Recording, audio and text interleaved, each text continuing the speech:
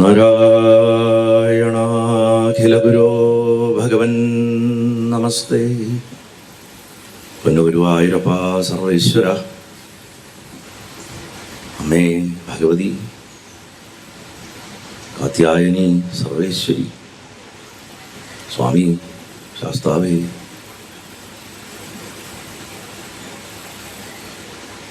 അമ്മയുടെ പാർഷദന്മാരെ സർവേശ്വര,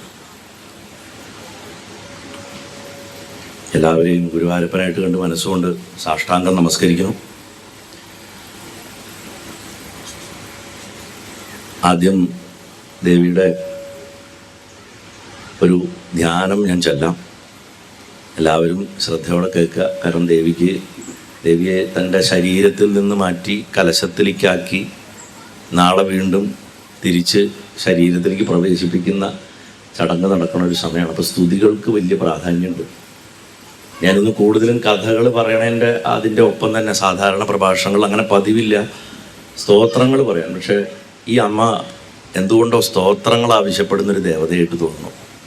അപ്പോൾ അതുകൊണ്ട് വളരെ വിശേഷമായിട്ടുള്ള ഒരുപാട് സ്തോത്രങ്ങൾ കാത്യായനിക്കുണ്ട്.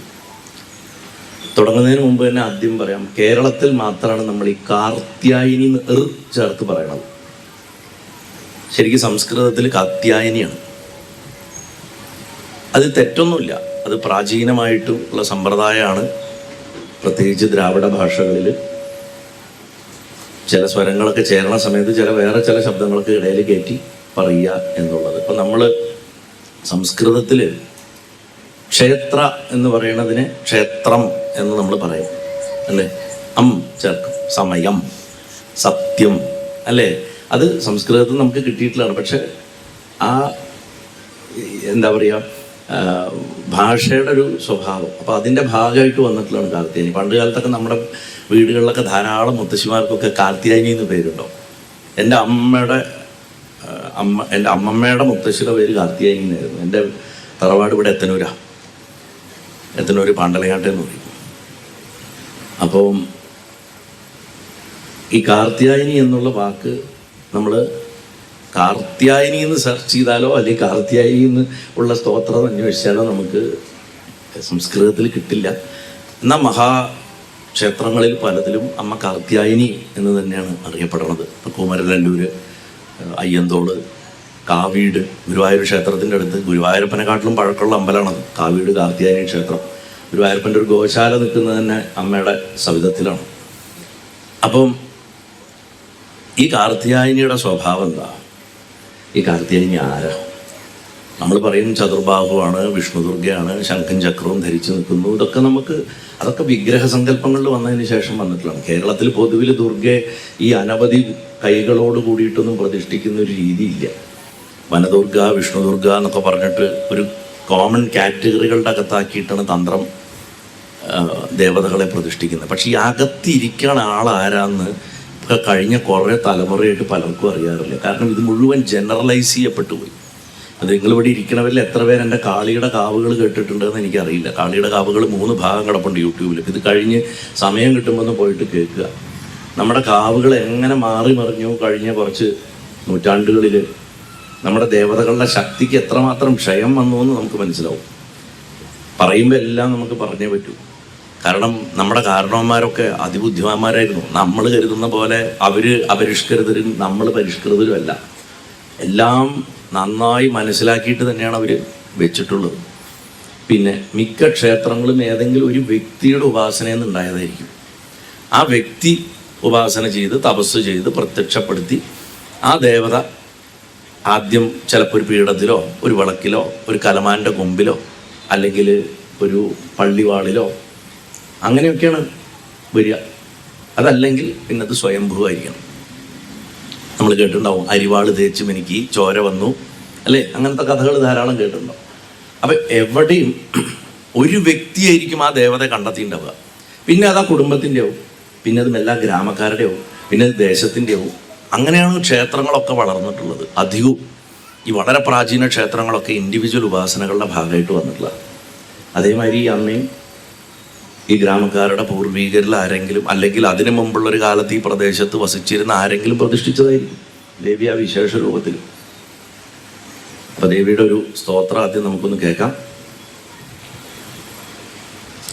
ഇത് വളരെ പ്രസിദ്ധമായിട്ടുള്ള ഒരു സ്തോത്രമാണ്.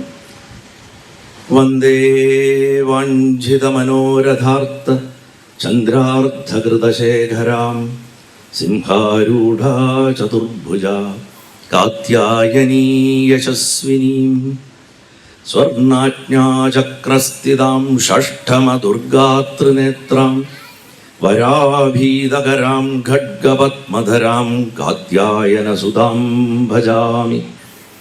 പട്ടാംബര പരിധാനാം സ്മേരമുഖീനാനാലങ്കാരഭൂഷിതാം മഞ്ജീരഹാരകേയൂരകിങ്കിണീരത്നകുണ്ഠലമണ്ഡിതാം പ്രസന്നവദന പല്ലവാധരാം കാന്തകപോലാതുംഗകുജാം കമനീയാം ലാവണ്യാം ത്രിവലീവിഭൂഷിത നിമ്നനാഭിം. സർവേശ്വരി. ഈ ശ്ലോകങ്ങളുടെ അർത്ഥം എന്താ വെച്ചാൽ, നമ്മൾ മനസ്സിൽ വിചാരിക്കുന്ന എന്താഗ്രഹമുണ്ടോ അതൊക്കെ പൂർത്തിയാക്കി തരുന്നവൾ, ചന്ദ്രക്കല ആകുന്ന അമൃതകലയെ ശിരസിൽ അണിഞ്ഞവൾ. ധ്യാനിക്കാൻ നല്ലൊരു അവസരമാണ്, കണ്ണടച്ച് ധ്യാനിക്കുക ആ രൂപത്തിനെ. സിംഹവാഹിനി, 4 തൃക്കരങ്ങളോട് കൂടിയിട്ട് യശസ്വിനിയായിട്ടുള്ള, സദാ യശസ്സുള്ളവൾ. ആ അമ്മയുടെ യശസ്സിന് ഒരിക്കലും താഴ്ചയില്ല, ഒരിക്കലും വീഴ്ചയില്ല. വീഴ്ചയില്ലാത്ത പരബ്രഹ്മത്തിനെ നമ്മൾ വിളിക്കുന്ന പേരെന്താ? അച്യുതൻ, വീഴാത്തവൻ. താഴ്ച എന്ന് പറഞ്ഞ ഒന്നില്ല, ഇത് അച്യുതയാണ്. യശസ്വിനിയായിട്ടുള്ള കാർത്യായനി ദേവിയെ ഞാൻ വന്ദിക്കണു എന്ന് പറയണു. സ്വർണ്ണ നിറമുള്ളവൾ, ആജ്ഞാചക്രത്തിൽ സ്ഥിതി ചെയ്യുന്നവൾ. ദേവി എവിടെ ഇരിക്കണം എന്നുള്ളതിന് കൃത്യമായിട്ടുള്ള സൂചനയുണ്ട്. നമ്മുടെ ശരീരത്തിലാണ് എല്ലാ ദേവതകളും ഉള്ളത്. ആ ദേവതയെ പോയി നമ്മൾ ഓർക്കുന്ന സ്ഥലമാണ് ക്ഷേത്രം. ക്ഷേത്രത്തിൽ നമ്മൾ പോകുന്നത് ആ ദേവതാ ചൈതന്യത്തിനോട് ശരണാഗതി അടയാനാണ്. ശരണാഗതി ഇല്ലാണ്ട് ക്ഷേത്രത്തിൽ പ്രവേശിച്ചിട്ട് ഒരു കാര്യമില്ല. ഇന്നലെ കൂടെ കുറൂരമ്മയുടെ അവിടെ പ്രഭാഷണത്തിൽ ഞാൻ ഏകാന്തഭക്തി പറഞ്ഞപ്പോൾ, ഭഗവാനെ അങ്ങട് കാണാൻ പോക്കല്ല ഏകാന്തഭക്തി, ഭഗവാനെ നമ്മുടെ ജീവിതത്തിലേക്ക് കൊണ്ടുവരലാണ് ഏകാന്തഭക്തി എന്ന് പറഞ്ഞു. ക്ഷേത്രങ്ങളിൽ പോകുന്നത് എന്തിനാ? ആ ദേവതയെ തൻ്റെ ജീവിതത്തിലേക്ക് ലയിപ്പിക്കാൻ വേണ്ടിയിട്ടാണ് പോകുന്നത്. അതെങ്ങനെ ലയിപ്പിക്കണം? എല്ലാം നിൻ്റെ ആണെന്ന് പറഞ്ഞ് സമർപ്പിക്കാനുള്ള മനസ്സുണ്ടാവണം. ദേവതകളൊക്കെ നമ്മുടെ ശരീരത്തിൽ തന്നെയാണ് ഉള്ളത്. സകല ദേവതാ ചൈതന്യങ്ങളും നമ്മുടെ ഉള്ളിലാണ് ഉള്ളത്. കാർത്യായനിയുടെ സ്ഥാനം എവിടെയാണെന്ന് ഇവിടെ പറഞ്ഞു വെച്ചിരിക്കുന്നു. ആജ്ഞാചക്രത്തിലാണ് കാർത്യായനി ഇരിക്കണമെന്നാണ്. അപ്പോൾ എവിടെയാ? നമ്മൾ പൊട്ടിടുന്ന സ്ഥലം, പുരികത്തിൻ്റെ നടുക്കാണ് ദേവിയുടെ സ്ഥാനം പറഞ്ഞിരിക്കുന്നത്. അവിടെയാണ് ദേവിയെ ധ്യാനിക്കേണ്ടത് എന്ന് പറഞ്ഞിരിക്കുന്നു. 6ാമത്തെ ദുർഗാസ്വരൂപമാണ്. നവദുർഗകൾ 9 പേരാണ്, എല്ലാവർക്കും അറിയുണ്ടാവും. 9 ദുർഗകളിലെ 9ാമത്തെ സ്വരൂപമാണ് ഈ. എന്താ ഒരു ശ്രദ്ധ കുറവുണ്ടോ? അപ്പം 3 കണ്ണുള്ളവളെ വരദം അഭയം മുദ്രകൾ കയ്യിലേന്തി ശംഖും ചക്രത്തിന് പകരം, ഞാൻ പറഞ്ഞല്ലോ വിഗ്രഹമാക്കുമ്പോഴേ ശംഖും ചക്രവും വരും. ധ്യാനത്തിൽ വാളും താമരയാണ്. അഭയവരത മുദ്രകളും വാളും താമരയും. 4 തൃക്കരങ്ങളോട് കൂടിയിട്ട് കാത്യായന മഹർഷിയുടെ പുത്രിയെ ഞാൻ ഭജിക്കണമെന്നാണ് പറഞ്ഞത്. അവിടെയാണ് ആദ്യമായിട്ടൊരു മനുഷ്യൻ്റെ സാന്നിധ്യം, അല്ലെങ്കിൽ ഒരു ദിവ്യനായിട്ടുള്ളൊരു വ്യക്തിയുടെ സാന്നിധ്യത്തിൽ അറിയപ്പെടുന്നൊരു ദേവത. സാധാരണ നമ്മുടെ മേൽവിലാസത്തിൽ, മനുഷ്യൻ്റെ മേൽവിലാസത്തിൽ അറിയപ്പെടുന്ന ദേവതകൾ തുലവും കുറവായിരിക്കും. നമ്മൾ പറയും ആ ഇന്ന ഗ്രാമത്തിൽ ഇന്ന നാട്ടിൽ എന്ന് പറയും. പക്ഷെ ഒരു വ്യക്തിയുടെ പേര് അറിയപ്പെടുക. ഇപ്പം വായു പ്രതിഷ്ഠിച്ച്, ഗുരുവും വായുവും പ്രതിഷ്ഠിച്ചത് കൊണ്ട് അവർ 2 പേരുടെ പേരിലാണ് ഗുരുവായൂരപ്പൻ അറിയപ്പെടുന്നത്, അല്ലേ? അതേപോലെ നമ്മളിപ്പോൾ ചരിത്രം പഠിച്ചിട്ടുള്ളവർക്ക് അറിയാം, കൊടുങ്ങല്ലൂരമ്മ ശരിക്ക് പഴയ കാലത്ത് അറിയപ്പെട്ടിരുന്നത് ചേരൻ ചെങ്കുട്ടവൻ പ്രതിഷ്ഠിച്ച ദേവതയായിട്ടാണ്. അങ്ങനെ അറിയപ്പെട്ടിരുന്നു. അല്ലെങ്കിൽ നമുക്ക് നാരദ മഹർഷി പ്രതിഷ്ഠിച്ചത്, പരശുരാമസ്വാമി പ്രതിഷ്ഠിച്ചത്, അങ്ങനെ അറിയപ്പെടുന്ന ക്ഷേത്രങ്ങളുണ്ട്. പക്ഷെ അവരൊക്കെ ദിവ്യന്മാരാണ്. മനുഷ്യൻ്റെ പേരിൽ അറിയപ്പെടുക എന്ന് പറഞ്ഞു കഴിഞ്ഞാൽ അത് വലിയ ഒരു അച്ചീവ്മെൻ്റാണ് ആ മനുഷ്യനെ സംബന്ധിച്ചിടത്തോളം. ഇപ്പോൾ പാണ്ഡുരംഗൻ, പുണ്ടലീകൻ എന്ന് പറഞ്ഞിട്ടുള്ള ഒരു വ്യക്തിയുടെ പേരിലാണ് അറിയപ്പെടുന്നത്. ആ ഒരു മനുഷ്യനായിരുന്നു. അച്ഛനെ അമ്മയും നന്നായി നോക്കുക എന്നുള്ള ഏക സൽപ്രവൃത്തി ചെയ്തൊരു മഹാത്മാവായിരുന്നു അദ്ദേഹം. അല്ലാതെ അദ്ദേഹം ഭജന നടത്തുക, നാമം ജപിക്കുക ഒന്നിനും സമയം ഉണ്ടായിരുന്നില്ല. അദ്ദേഹത്തിന് അച്ഛനെ അമ്മയും നോക്കുക, അതാണ്. അങ്ങനെയുള്ള ഒരാളെ കാണാൻ കൃഷ്ണൻ അങ്ങോട്ട് ചെന്നു. കാത്യായന മഹർഷി വളരെ വിശേഷമായിട്ടുള്ള ഒരു വ്യക്തിയാണ്. അത് വഴിയേ ഞാൻ പറയാം. പിന്നെ ദേവിയുടെ മഹിമ എന്താ? പട്ടുവസ്ത്രം ധരിച്ചവളാണ്, മന്ദസ്മിതം തൂകുന്നവളാണ്, നാനാവിധം ആഭരണങ്ങൾ അണിഞ്ഞവള്, ഒരു സ്ത്രീയുടെ സൗന്ദര്യത്തിനെ മാറ്റുകൂട്ടുന്ന എന്തൊക്കെയുണ്ടോ അതൊക്കെ സങ്കല്പിച്ചോളന്നാണ്. പാദസരം, പൂമാലകൾ, തോൾവളകൾ, അതായത് നമ്മുടെ ഇവിടെ ഈ രണ്ട് കയ്യിൽ വയ്ക്കുന്ന സ്വർണത്തിൻ്റെ ആഭരണങ്ങൾ, നല്ല മനോഹരമായിട്ടുള്ള അരഞ്ഞാണം, ഒഡ്യാണം എന്ന് പറയും നമ്മൾ സംസ്കൃത ലളിതാ സഹസ്രനാമത്തിൽ നമ്മൾ ഒഡ്യാണ പീഠ നിലയ എന്ന് കേട്ടിട്ടില്ലേ? ഒഡ്യാണ പീഠം എന്താ? കാഞ്ചി കാമാക്ഷിയാണ്, കാഞ്ചി ക്ഷേത്രമാണ് ഒഡ്യാണ പീഠം. സതീദേവിയുടെ ശരീരത്തിനെ, ശിവന്റെ തോളത്തിട്ട സതിയുടെ ശരീരത്തിനെ മഹാവിഷ്ണു പല കഷ്ണങ്ങളായിട്ട് മുറിച്ചപ്പോൾ ദേവിയുടെ ഒഡ്യാണം താഴേക്ക് ഭൂമിയിൽ പതിച്ചത് ഇവിടെയാണ്. ദേവിയുടെ മുടി വീണ സ്ഥലമുണ്ട്, അത് വൃന്ദാവനത്തിലാണ്. അവിടെ കാത്യായനിയാണ്. അത് ഞാൻ വഴിയെ പറയാം. കാത്യായനിയുടെ പീഠം ഇരിക്കുന്നത് വൃന്ദാവനത്തിലാണ്. വൃന്ദാവനം ശക്തിപീഠമാണ്. കൃഷ്ണൻ അവിടെ പോയി ജീവിച്ചതിനുള്ള കാരണങ്ങളുണ്ട്. കൃഷ്ണനെയും അമ്മയെ ഒരിക്കലും വേർപിരിച്ച് കാണാൻ പറ്റില്ല. ഞാൻ തന്നെ മുമ്പ് ചില പ്രഭാഷണങ്ങൾ പറഞ്ഞിട്ടുള്ളത് സ്ഥിരം കേൾക്കുന്നവർക്കറിയാം. മാണിക്യവാസക സ്വാമികൾ പറഞ്ഞിട്ടുള്ളത്, എൻ്റെ അപ്പന് ഒരു ഭാര്യയേ ഉള്ളൂ, അവളുടെ പേര് നാരായണൻ എന്നാണ്. ശിവനെ കുറിച്ചാണ് പറഞ്ഞത്. എൻ്റെ അച്ഛന് ഒരു ഭാര്യയേ ഉള്ളൂ, അവളുടെ പേര് നാരായണൻ എന്നാണെന്നാണ് പറഞ്ഞത്. മാണിക്യവാസകർ പറഞ്ഞത്, ഞാൻ പറഞ്ഞതല്ല. അപ്പം അതുകൊണ്ട് ദേവിയുടെ തത്വവും വിഷ്ണുവിൻ്റെ തത്വവും ഒരു നാണയത്തിൻ്റെ രണ്ട് വശമാണ്. ഇത് മനസ്സിലാക്കുന്നവൻ ദേവിയെ വളരെ പെട്ടെന്നറിയും, ഇത് മനസ്സിലാക്കുന്നവൻ നാരായണനെയും പെട്ടെന്നറിയും. പിന്നെ പറയണു, രത്നകുണ്ടലങ്ങൾ അണിഞ്ഞിരിക്കുന്നു, കനൽ കനക താടങ്ക, അല്ലേ? നമ്മൾ പറയുന്നതാണ്, രണ്ട് ശ്രീചക്രങ്ങളാണ് കാതിൽ താടങ്കമായിട്ടിട്ടിരിക്കുന്നത്.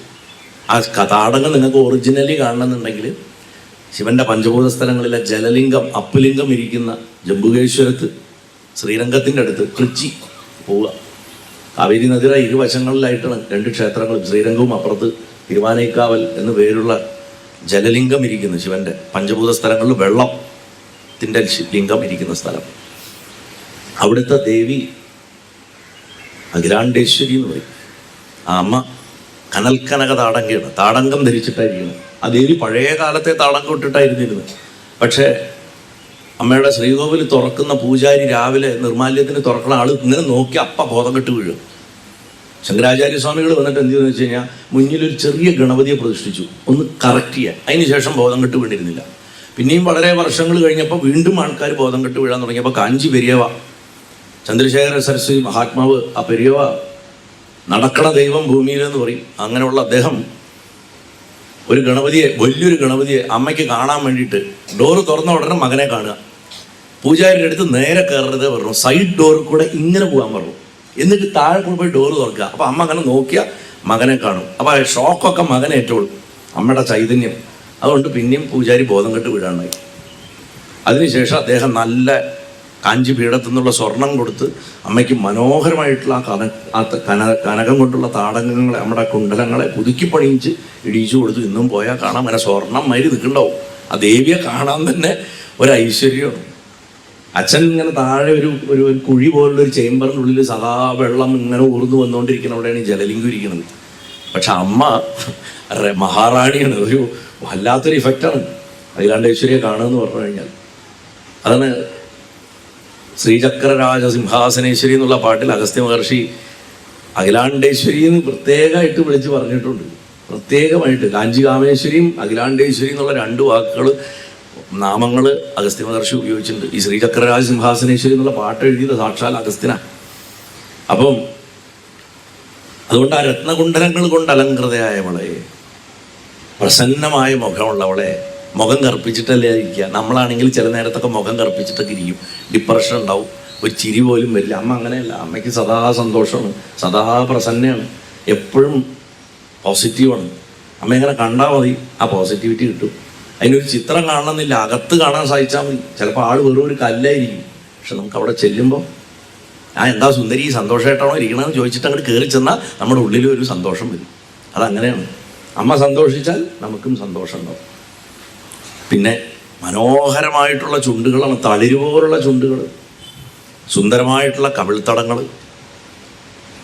പരമസുന്ദരി, ലോകൈക സുന്ദരി, ത്രിപുരസുന്ദരി, അല്ലേ? എന്താക്കിയാ വിളിക്കേണ്ട, അങ്ങനെ സൗന്ദര്യത്തിൻ്റെ പരമധാമം.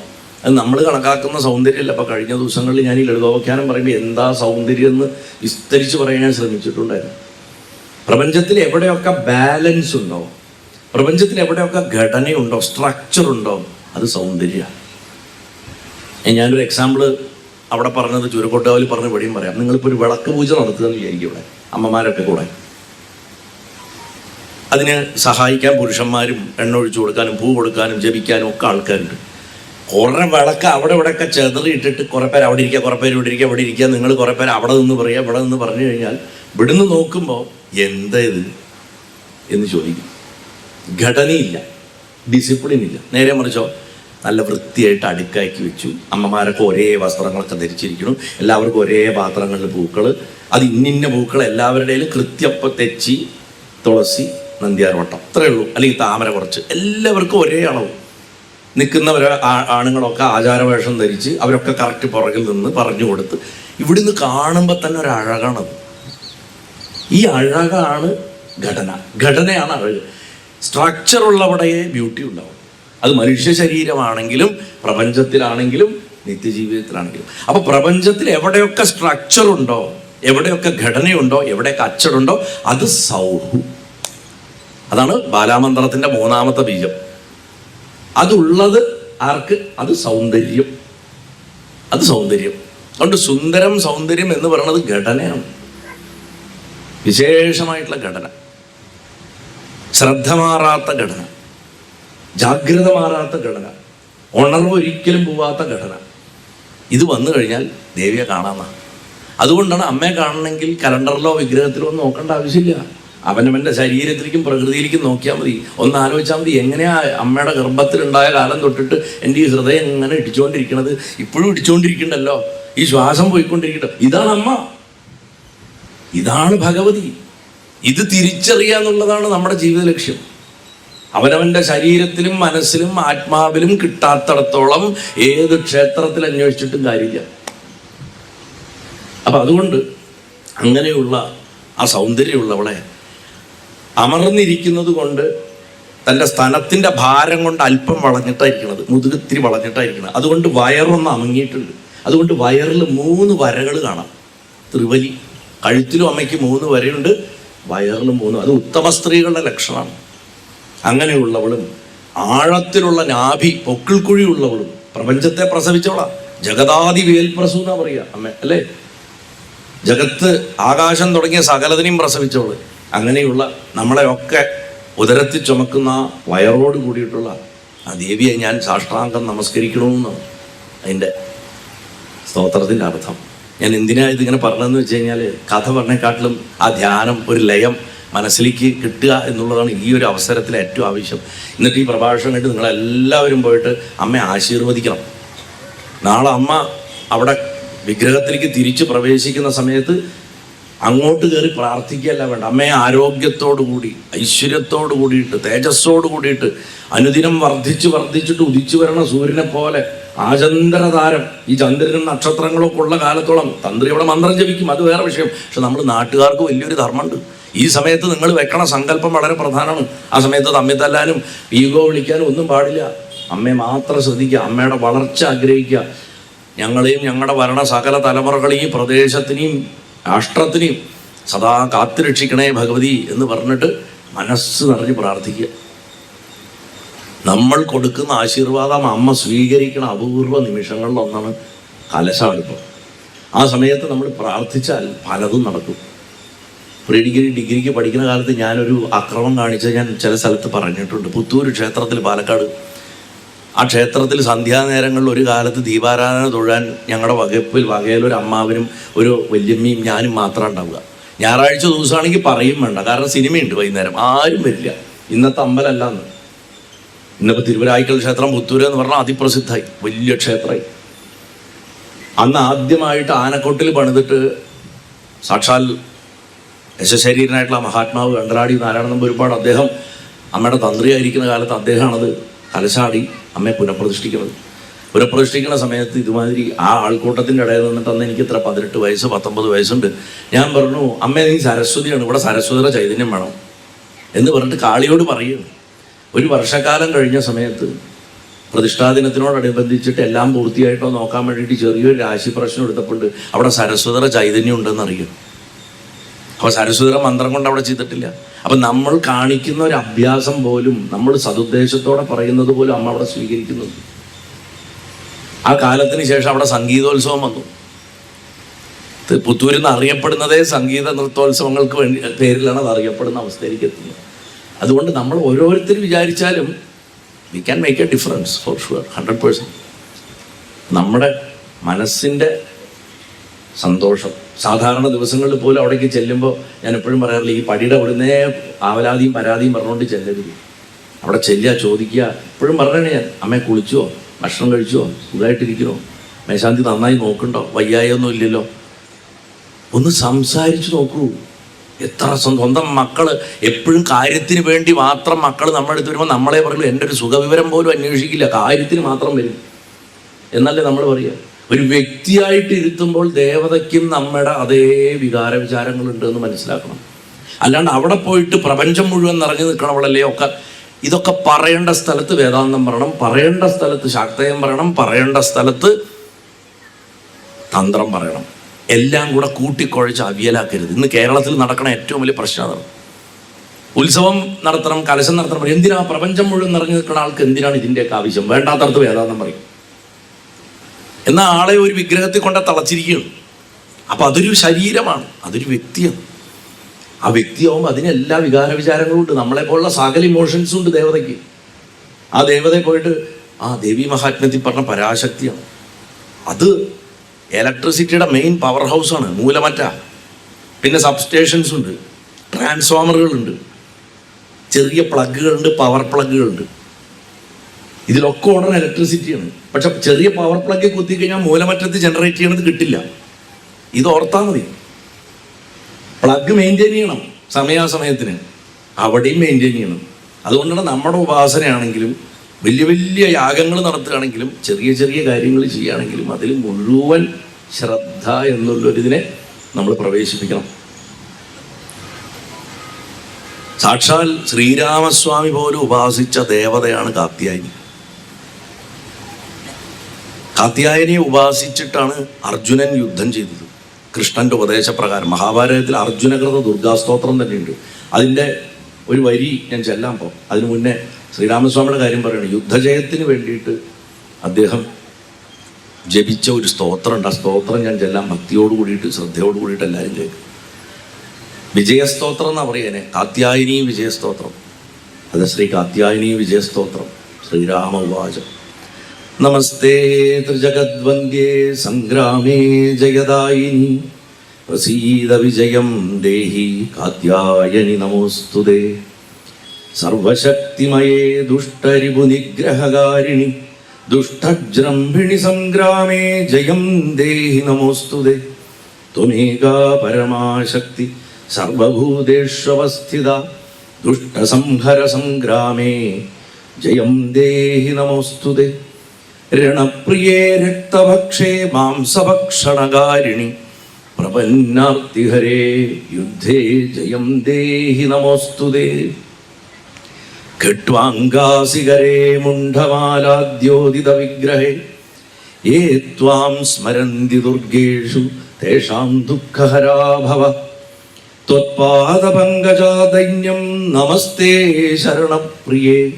വിനാശയരണേ ശത്രൂൻ ജയം ദേഹി നമോസ്തുതേ അചിന്യ വിക്രമേ അചിന്യ രൂപ സൗന്ദര്യശാലിനി അചിന്യ ചരിതോ ചിന്യേ ജയം ദേഹി നമോസ്തുതേ യേ ത്വാം സ്മരന്തി ദുർഗേഷു ദേവീം ദുർഗവിനാശിനീം നാവസീദന്തി ദുർഗേഷു ജയം ദേഹി നമോസ്തുതേ. അമ്മേ സന്തോഷിക്കണേ. മഹിഷാസുരപ്രിയേ സംഖ്യേ മഹിഷാസുരമർദിനി ശരണ്യേ ഗിരികന്യേ മേ ജയം ദേഹി നമോസ്തുതേ പ്രസന്നവദനേ ചണ്ഡീ ചണ്ഡാസുരവിമർദിനി സംഗ്രാമേ വിജയം ദേഹി ശത്രൂൻ ജഹി നമോസ്തുതേ രക്താക്ഷീ രക്തദശനേ രക്തചർച്ചിതഗാത്രകേ രക്തബീജനിഹന്ത്രി ത്വം ജയം ദേഹി നമോസ്തുതേ നിശുംഭ ശുംഭ സംഹത്രീ വിശ്വകർത്തൃ സുരേശ്വരി ജഹി ശത്രൂൻ രണേ നിത്യം ജയം ദേഹി നമോസ്തുതേ. ഭവാന്യേത ജഗത് സർവം ത്വം പാലയസി സർവദാ. രക്ഷ വിശ്വമിദം മാതർഹത്രൈതാൻ ദുഷ്ടരാക്ഷസാൻ. ത്വം ഹി സർവഗതാ ശക്തിർദുഷ്ടമർദ്ദനകാരിണി. പ്രസീദ ജഗതാം മാതർ ജയം ദേഹി നമോസ്തുതേ. ധൃപ്തവൃന്ദതമനി സദൃപ്തപരിപാലിനി. നിപാതയരണേ ശത്രൂൻ ജയം ദേഹി നമോസ്തുതേ. കാത്യായനീ ജഗന്മാതാ പ്രപന്നാർത്തിഹരേ ശിവേ. സംഗ്രാമേ വിജയം ദേഹി ഭയേഭ്യഃ പാഹി സർവദാ. ഇത് ശ്രീ വിജയസ്തോത്രം. ഉടല്ലൂർ കാർത്യായനീ ചരണാരവിന്ദാർപ്പണമസ്തു. സർവേശ്വരി, യുദ്ധം ജയിക്കാൻ വേണ്ടിയിട്ടുള്ള അകത്തെയും പുറത്തെയും യുദ്ധം. പുറത്ത് മാത്രമല്ലല്ലോ യുദ്ധം, അകത്ത് വലിയ യുദ്ധങ്ങൾ നമുക്ക് നടക്കുന്നുണ്ട്. രണ്ട് യുദ്ധവും ജയിക്കാൻ വേണ്ടിയിട്ട് ശ്രീരാമസ്വാമി ജപിച്ച സ്തോത്രമാണ് ഇത്. ജപിച്ചിട്ടാണ് അത്ര രാവണനെ വധിക്കാൻ പോയത്. കാരണം ശ്രീരാമനും കൃഷ്ണനും രണ്ടുപേരും ശക്തേത സാധനങ്ങളുള്ള ആൾക്കാരായിരുന്നു. ശ്രീരാമൻ താരയാണ് ഉപാസിച്ചിരുന്നത്, കൃഷ്ണൻ മാതംഗിയാണ് ഉപാസിച്ചിരുന്നത്. രണ്ടുപേരുടെയും ജന്മതിഥികളുമായിട്ടും ദശമഹാവിദ്യകളിൽ ഈ ദേവതകളുമായിട്ട് ഈ രണ്ട് ദേവതകൾക്കും പ്രാധാന്യവും കണക്ഷനുമുണ്ട്. കൃഷ്ണൻ മാതംഗി, രണ്ടുപേർക്കും മരതകപ്പച്ചയാണ്. മധുരയിലിരിക്കുന്ന മീനാക്ഷിയാണ് മാതംഗി.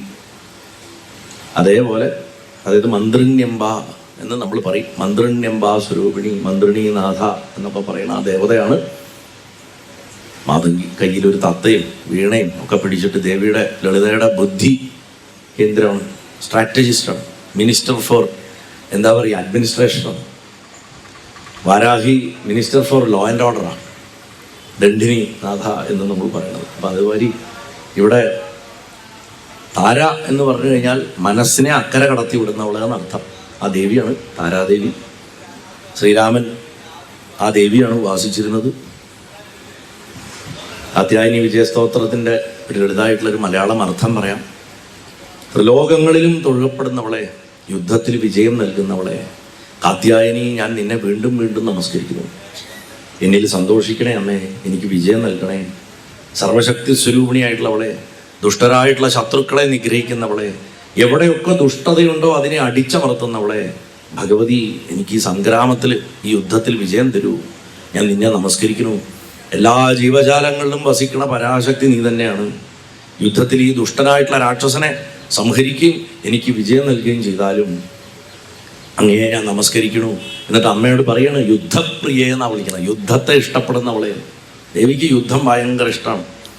ലളിതോപഖ്യാനത്തിൽ പോലും പറയണ്ടല്ലോ, ത്രിപുരസുന്ദരിയുടെ മടിയിലിരിക്കണ ബാല ഇറങ്ങിച്ചിട്ട് അമ്മേ എനിക്കും യുദ്ധം ചെയ്യണം. മോള് പറയുക, 9 വയസ്സുള്ള ബാല ത്രിപുരസുന്ദരി പറഞ്ഞു അമ്മേ എനിക്ക് യുദ്ധം ചെയ്യും. അപ്പം അമ്മമാരുടെ ഒരു സ്വഭാവമുണ്ട്, മക്കളെ അപകടത്തിലേക്കൊന്നും വിട്ടില്ല. എന്തിനാ അവർക്ക് ഇത്രയും സൈന്യം ഉണ്ടല്ലോ, മന്ത്രിനി ഉണ്ടല്ലോ, ദണ്ഡിനി ഉണ്ടല്ലോ, അവരൊക്കെ യുദ്ധം ചെയ്തോളം പറയും ഇല്ല അമ്മ എനിക്ക് യുദ്ധം കളിയാണ്, എന്നെ കളിക്കാൻ വിടുന്നു യുദ്ധകളത്തിൽ. അങ്ങനെ കളിക്കാൻ വിടുന്നു ബാലയെ കളിക്കാൻ വിട്ടിട്ടാണ് ബാല ഭണ്ടൻ്റെ മക്കളെയൊക്കെ കൊന്നു കളയണത്. അതുകൊണ്ട് യുദ്ധപ്രിയാണ് ദേവി. ശരണാഗതരായിട്ടുള്ളവരുടെ പീഡകളെ മാറ്റുന്നവളെ, യുദ്ധത്തിൽ എനിക്ക് വിജയം നൽകിയാലും നിന്നെ ഞാൻ നമസ്കരിക്കണമെന്നാണ്.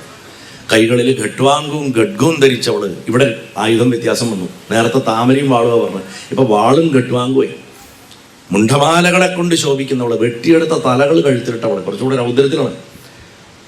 അങ്ങനെ ശോഭിക്കണ ശരീരത്തോടു കൂടിയവളെ, വെട്ടിയെടുത്ത തലകൾ എന്ന് പറഞ്ഞാൽ നമ്മുടെ ആ തൊട്ടിട്ട് ക്ഷാ വരെയുള്ള അക്ഷരങ്ങളാണ്. അതിനാണ് ഈ വെട്ടിയെടുത്ത തല കഴുത്തിൽ കാളിയിട്ടിരിക്കുന്നത്. അല്ലാണ്ട് അത് വെട്ടിയെടുത്ത തലയല്ല, ശരിക്കും ശബ്ദങ്ങളാണ്.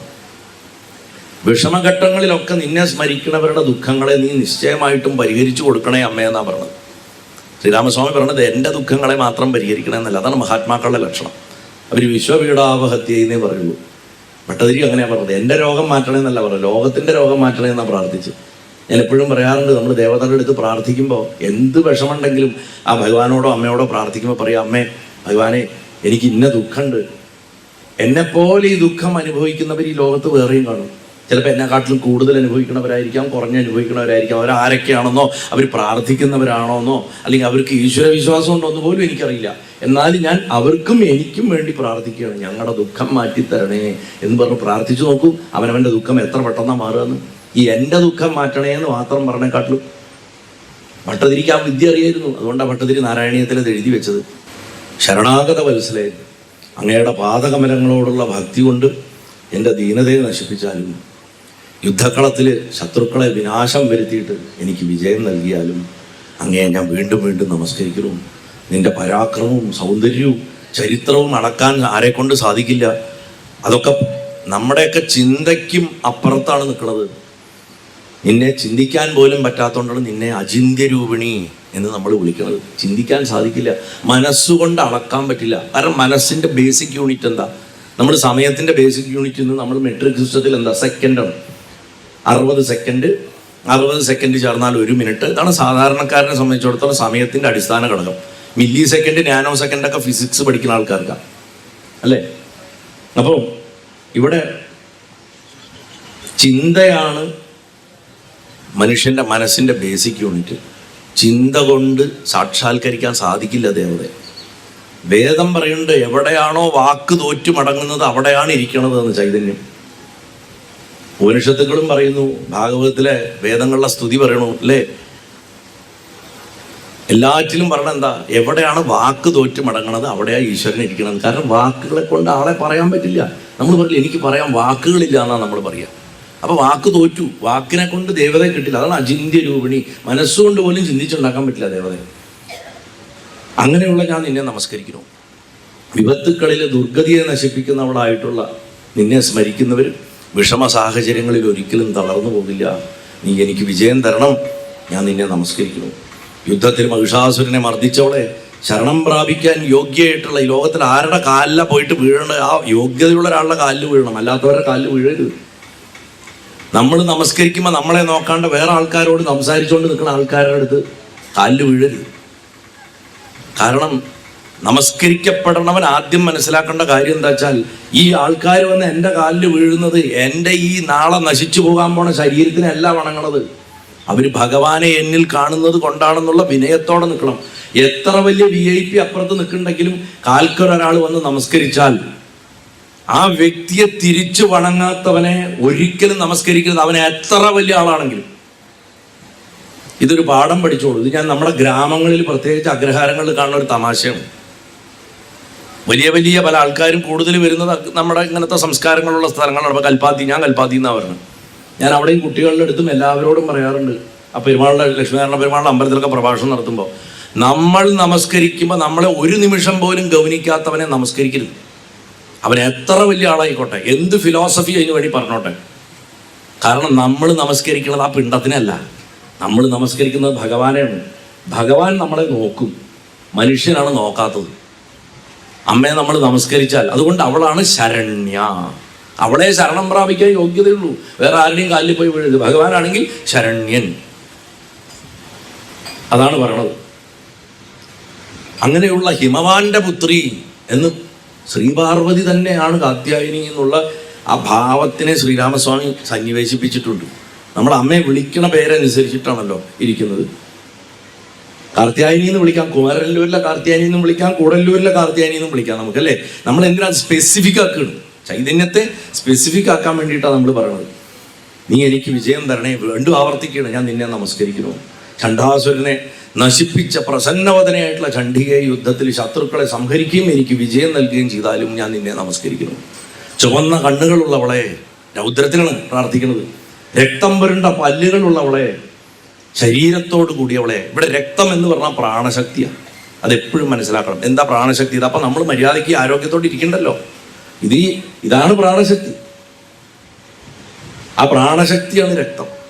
ദേവിക്ക് രക്തത്തെ കൊടുക്കുക എന്ന് പറഞ്ഞാൽ ദേവിക്ക് പ്രാണനെ കൊടുക്കുക, പ്രാണബലം വർദ്ധിപ്പിച്ചു കൊടുക്കുക. അതിനാണ് ഗുരുതി കലക്കണതും കോഴിവെട്ടി ഗുരുതി നടത്തുന്നതും ഒക്കെ പഴയ കാലത്ത്. ഇന്നും ഗുരുതി കൊടുക്കുന്നത് പ്രാണബലം കൂട്ടാനാണ്. പ്രാണബലം ഇല്ലാത്ത ഒരാൾക്ക് നമ്മളെ സഹായിക്കാൻ പറ്റില്ല. അത് ആകാശത്ത് എവിടെ ഇരുന്നിട്ട് എന്ന് പറഞ്ഞിട്ട് ഇങ്ങനെ 1 2 3 പറഞ്ഞ ഉടനെ നമ്മുടെ പ്രശ്നങ്ങൾ മാറണം. നമ്മുടെ പ്രശ്നം മാറണമെങ്കിൽ ദേവതയ്ക്ക് പ്രാണബലം വേണം. അതിനാണ് ശ്രീവേലി മുതലായിട്ടുള്ളതൊക്കെ നടത്തി, കൃത്യമായിട്ടുള്ള പൂജകൾ നടത്തി ദേവതയ്ക്ക് ചെയ്യേണ്ട ചടങ്ങുകളൊക്കെ കൃത്യമായിട്ട് ചെയ്യണത് തന്നെയാണ്. ആ പ്രാണബലം പോയി കഴിഞ്ഞാൽ പറയും ആ അമ്പലത്തിൽ പോയിട്ട് ഒരു കാര്യമില്ല, അവിടെ ഒരു ശക്തിയില്ല എന്ന് പറയും. നമുക്ക് തന്നെ പ്രാണബലം ഉള്ളപ്പോഴാണ് നമ്മൾ എണീച്ച് കിടന്ന് ഓടി നടന്ന് പണിയെടുക്കുന്നത്. അത് കഴിഞ്ഞ പ്രാണബലം പോകുമ്പോൾ ഡെന്ന് പറഞ്ഞിട്ട് കിടക്കും, വീണ്ടും എണീച്ച് നടക്കും. ഇതാണ് സംഭവിക്കുന്നത്. അപ്പം അതുകൊണ്ട് രക്തം പുരണ്ട പല്ലുകളെന്ന് കേൾക്കുമ്പോഴേക്കും അതൊന്നും ഒരു ഭീകര സംഭവമാണെന്ന് വിചാരിക്കരുത്. രക്തം പുരണ്ട ശരീരത്തോടും കൂടിയാണ് പ്രപഞ്ച ശരീരത്തിൽ പ്രാണൻ നിറഞ്ഞു നിൽക്കുകയാണ്. അതുകൊണ്ടാണ് രക്തം പുരണ്ട ശരീരം. അമ്മയുടെ ശരീരമാണ് ഈ കാണായത് മുഴുവൻ. അങ്ങ് രക്തബീജനെ നിഗ്രഹിച്ചവളാണ്. എന്ത് ഈ രക്തബീജൻ? നമ്മുടെ ഉള്ളിലുള്ള വാസനകളാണ് രക്തബീജൻ. ഒരു വാസനയെ കൊന്നാൽ ഇന്ന് 2 വാസന ഉണ്ടാവും, 2 വാസനയെ കൊന്നാൽ ഇന്ന് 4, 8, 16 ഇങ്ങനെ വർദ്ധിപ്പിച്ചുകൊണ്ടിരിക്കുക. അതാണ് രക്തബീജൻ. അതിന് യോഗവിദ്യ കൊണ്ടേ നശിപ്പിക്കാൻ പറ്റില്ല. അതുകൊണ്ട് കാളിയെ കൊണ്ട് നക്കിച്ച് കുടിപ്പിച്ചുകൊണ്ടിരുന്നു. കാളി രക്തബീജന്റെ രക്തം കുടിച്ചുകൊണ്ടിരിക്കണം. എന്തിനാ? നമ്മുടെ വാസനയാണ് ഈ തിന്നുന്നത്. അമ്മയ്ക്ക് നമ്മൾ ഇട്ട് കൊടുക്കണം, നീ ഇത് കഴിച്ചോ കഴിച്ചോ കഴിച്ചോ എന്ന് പറഞ്ഞ് കൊടുത്തോണ്ടേ ഇരിക്കണം വാസനകളെ. ഭാഗവതത്തിൽ ശുഖമഹർഷി പറയും വാസനകളെയൊക്കെ വറുത്ത വിത്ത് പോലെ ആക്കണം. കാരണം ഇത് മുളയ്ക്കും, ആരും കാണില്ല തോന്നിയാൽ ഒരു സാഹചര്യം വന്നാൽ ചുറ്റും നോക്കും, തന്നെ ആ കയ്യിലിരിപ്പ് പുറത്ത് വരും. അത് വരരുത്. അങ്ങനെ പ്രലോഭനത്തിൻ്റെ സമയം വരുമ്പോൾ പോലും, ആരും തന്നെ നിയന്ത്രിക്കാനില്ല എന്ന് തോന്നുമ്പോൾ പോലും അത് വരാതിരിക്കാനാണ് രക്തബീജവധം വായിക്കേണ്ടത് നമ്മൾ. അത് വരാതിരിക്കാനാണ് വാസനകളെ വറുത്ത വിത്താക്കാൻ പറയുന്നത്. എന്തിന്? സിമ്പിൾ നാമജപം ശീലിക്കേണ്ടത് അതിനു വേണ്ടിയിട്ടാണ്. നാമം ജപിക്കുക ജപിക്കുക ജപിക്കുക വാസന നശിച്ചൊന്നും പോവില്ല, പക്ഷെ വറുത്ത വിത്താവും. പിന്നെ മുളയ്ക്കില്ല. വെള്ളം വീണാലും അത് തെളിച്ചാലും മുളയ്ക്കില്ല. അങ്ങ് എനിക്ക് വിജയം നൽകിയാലും നിന്നെ ഞാൻ നമസ്കരിക്കണു. ശുംഭനെയും നിശുംഭനെയും സംഹരിച്ചവളെ, മമതയെയും അഹങ്കാരത്തെയും നശിപ്പിച്ചവളെ, ജഗത്തിൻ്റെ സൃഷ്ടികർത്താവായിട്ടുള്ള സുരേശ്വരി, നീ നിത്യം യുദ്ധത്തിൽ ഒടുക്കിയിട്ട് എനിക്ക് വിജയം നൽകിയാലും. ഇത് പുറത്തെ വിജയമല്ല പറഞ്ഞത്, അകത്തെ വിജയമാണ് പറഞ്ഞത്. നമ്മുടെ ഉള്ളിൽ തന്നെ 100,000 യുദ്ധങ്ങൾ, സംഘടനകൾ, അഭിപ്രായ പ്രശ്നങ്ങൾ പലതും നടക്കുന്നുണ്ട്. പ്രോപ്പർ ഗൈഡൻസ് ഇല്ലാത്തത് കൊണ്ടാണ് നമ്മളൊക്കെ വഴിതെറ്റി ജീവിക്കുന്നതും സംഘർഷങ്ങളിൽ ഇരിക്കുന്നതും. സനാതനധർമ്മം ഇതിന് മുഴുവനുള്ള മാർഗങ്ങൾ പറഞ്ഞു തന്നിരിക്കുന്നു. പക്ഷെ നമ്മൾ ഈ യൂട്യൂബിലും ഫേസ്ബുക്കിലും വരുന്ന ഓരോ അല്പമായിട്ടുള്ള ജ്ഞാനത്തെയും വെച്ചിട്ട് ഇതാണ് ആധ്യാത്മികത എന്ന് പറഞ്ഞ് ജീവിക്കും. നമ്മളൊക്കെ ഇരിക്കുന്നത് സ്വർണ്ണഖനിയുടെ മുകളിലുള്ള കൂടപ്പുറപ്പുകളെ മറക്കരുത്. ഇതൊക്കെയാണ് അതിനുള്ള അവസരം. സത്യം പറഞ്ഞു കഴിഞ്ഞാൽ സഹസ്രകലശത്തിനെ കുറിച്ചിട്ട് ഇവിടെ പ്രഭാഷണം ഉണ്ടായോ? എന്താണ് സഹസ്രകലശം? എന്താ ചെയ്യേണ്ടതാണ്? ഇതിൻ്റെ ഇടയിൽ ആരെങ്കിലും വരുന്നുണ്ടെന്നുണ്ടെങ്കിൽ അവരെ കൊണ്ട് അറിയണ മാതിരി ഒന്ന് പറയില്ല, ആചാര്യനെ കൊണ്ട് തന്നെ പറയിപ്പിക്കുക. അവസാനിപ്പിക്കുന്ന ദിവസമല്ലേ നാളെയെങ്കിലും മൈക്കൊന്ന് കൊടുത്തിട്ട് എല്ലാ നാട്ടുകാരും കേൾക്കട്ടെ എന്താണ് ഇവിടെ നടന്നിട്ടുള്ളത്. അത് ക്ഷേത്രത്തിൽ തൊഴുന്നവരുടെ അവകാശവുമാണ്, കടമയുമാണ്. അറിയും വേണം, അത് അറിയിപ്പിക്കുക എന്നുള്ളത് കടമയാണ്. 100 കൊല്ലത്തിന് ശേഷം സഹസ്രകലശം നടന്നു കോങ്ങാട് തിരുമാന്താംകുന്നിൽ. അന്ന് സ്ഥാനത്തിരിക്കുന്ന സമയമാണ് ഈശ്വരപ്രസാദ് റാവൽജി, നിങ്ങളിവിടെ വന്ന മഹാത്മാവ്. എനിക്ക് എൻ്റെ സ്വന്തം അനിയനെ പോലുള്ളൊരു വ്യക്തിയാണ്. അദ്ദേഹം അവിടെ മുഖ്യാതിഥിയായിട്ട് പോവുകയും ഉദ്ഘാടനത്തിന് ഞാൻ ചെല്ലുകയും ചെയ്തു. മടപ്പലാപ്പള്ളി അനിയേട്ടനാണ് അവിടെ തന്ത്രം. മടപ്പലാപ്പള്ളി പരമേശ്വരൻ നമ്പൂരിപ്പാട്. ആ മീറ്റിംഗ് നടക്കുമ്പോൾ ഒരു മുൻ പ്ലാനും ഇല്ലാണ്ട് പറഞ്ഞു 100 കൊല്ലം കൂടിയിട്ട് അവിടെ കലശം നടക്കണം. ആലോചിച്ച് നോക്കൂ ഒരവസ്ഥ. 100 കൊല്ലേ, ഒരു തലമുറ തന്നെ കണ്ടിട്ടുണ്ടാവില്ല കലശം. 12 കൊല്ലം കൂടുമ്പോൾ നടക്കേണ്ടതാണ്. അപ്പോൾ അതുകൊണ്ട് ജനങ്ങൾക്കൊക്കെ ഒന്ന് ചുരുക്കിയിട്ട് എന്താണ് കലശക്രിയകൾ എന്നൊന്ന് താൻ പറഞ്ഞു കൊടുക്കൂ. ഞാൻ പറഞ്ഞു അനിയേട്ടാ ഇവിടെ അർഹതയുള്ളവർ വേറെ എത്രയേ ഇല്ലല്ലോ, താൻ പറഞ്ഞാൽ മതി എന്ന് പറയും. അങ്ങനെ എനിക്ക് അന്ന് അവിടെ ഒരു 20 മിനിറ്റ് ഞാൻ കലശക്രിയകളെക്കുറിച്ച് പറഞ്ഞു കൊടുത്തു. കാരണം അത് ആവശ്യമാണ്. അത് അറിയുമ്പോൾ അറിഞ്ഞു തൊഴുക എന്ന് പറയും. അറിഞ്ഞു തൊഴുമ്പോഴാണ് അതിൻ്റെ ഒരു സന്തോഷം ഉണ്ടാവുക. ആചാര്യൻ എന്താണ് അവിടെ വിഗ്രഹത്തിൽ ചെയ്യണം, ആചാര്യൻ എന്താണ് ആ കലശത്തിൽ ചെയ്തിരിക്കുന്നത്, എന്തിനാണ് ഇത്രയും കുടങ്ങൾ, അതിലെന്തൊക്കെയാണ്, എന്തൊക്കെ തത്വങ്ങളാണ്, ഇതൊക്കെ അറിയാമെന്ന് പറഞ്ഞപ്പോൾ ഗുരുവായൂർ കൊണ്ട് എല്ലാവരും സഹസ്രകലശത്തിൻ്റെ ഫോട്ടോസ് കണ്ടി. എന്താ സഹസ്രകലശം? അത് മനസ്സിലാക്കി തൊഴുമ്പോൾ നമുക്ക് ഗുരുവായൂരപ്പോഴുള്ള സ്നേഹം വർദ്ധിക്കും. അമ്മയുടെ കലശം എന്താണെന്ന് മനസ്സിലാക്കി നോക്കുക, അമ്മയോട് സ്നേഹം വർദ്ധിക്കുക. ആ സ്നേഹം വർദ്ധിക്കാനാണ്. അല്ലാണ്ട് ഇതൊക്കെ കാണാപ്പാടം പഠിച്ചിട്ട് നാളെ ആരും പരീക്ഷയൊന്നും ഇടുന്നില്ല.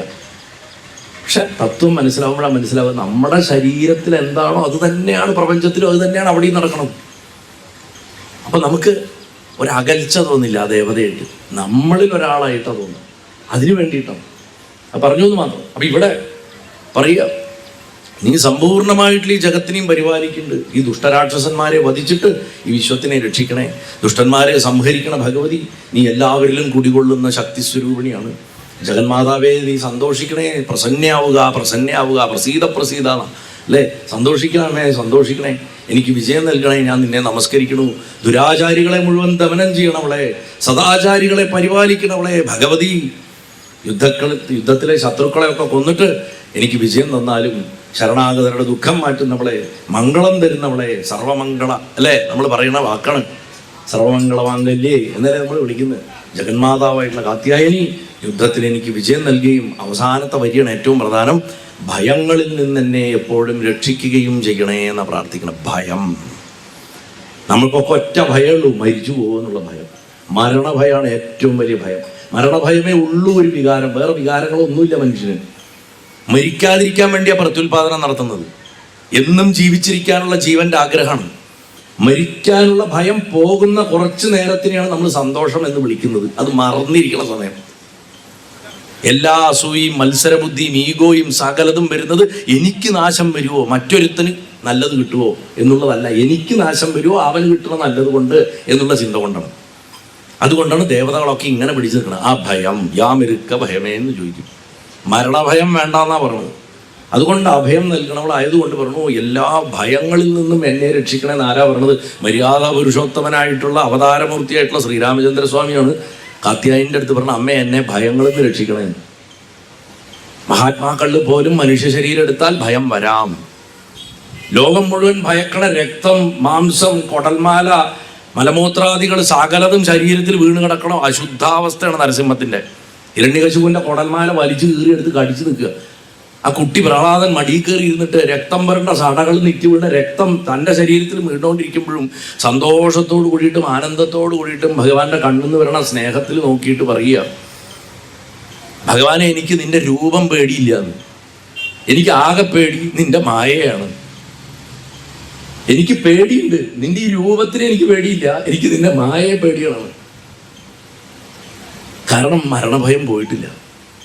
പ്രഹ്ലാദനിൽ മരണഭയം പോയിട്ടില്ല. സാക്ഷാത്കാരത്തിൻ്റെ 3 പടവുകളിൽ ആദ്യത്തെ പടവിലാണ് ധ്രുവൻ നിൽക്കുന്നത്, 2ാം പടവിലാണ് പ്രഹ്ലാദൻ നിൽക്കുന്നത്, 3ാമത്തെ പടവിൽ നിൽക്കുന്നത് കൃഷ്ണൻ തന്നെയാണ്.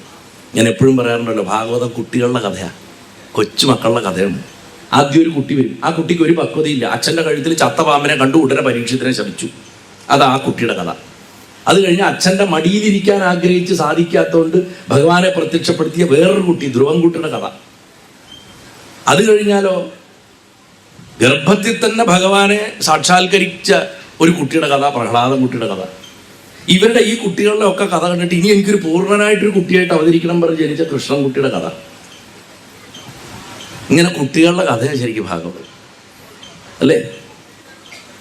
ആ കൃഷ്ണൻകുട്ടിയുടെ കഥനുള്ളിലാണ് കാത്യായനി പ്രത്യക്ഷപ്പെടുന്നത്. ഈ ഗോപസ്ത്രീ വസ്ത്രാപഹരണത്തിന് മുമ്പുള്ള കാത്യായനി പൂജ വരുന്നത്, അതിനുശേഷം വസ്ത്രാപഹരണം നടക്കുന്നതും ഒക്കെ വലിയ വിഷയങ്ങളാണത്. അവിടെ വസ്ത്രം നമ്മുടെ ശരീരബോധമാണ്. ശരീരബോധത്തിനെയാണ് ഭഗവാൻ പിടിച്ചെടുത്തത്. അതൊരു സ്ത്രീയുടെ ശരീരവസ്ത്രം അല്ല. അത് നമ്മൾ എന്നൊക്കെ ഞാനാണ് ഈ സ്വന്തം ശരീരം എന്ന് അഹങ്കരിച്ച് നടക്കണോ അപ്പോഴൊക്കെ ഭഗവാൻ വസ്ത്രാപഹരണം നടത്തിയിരിക്കും.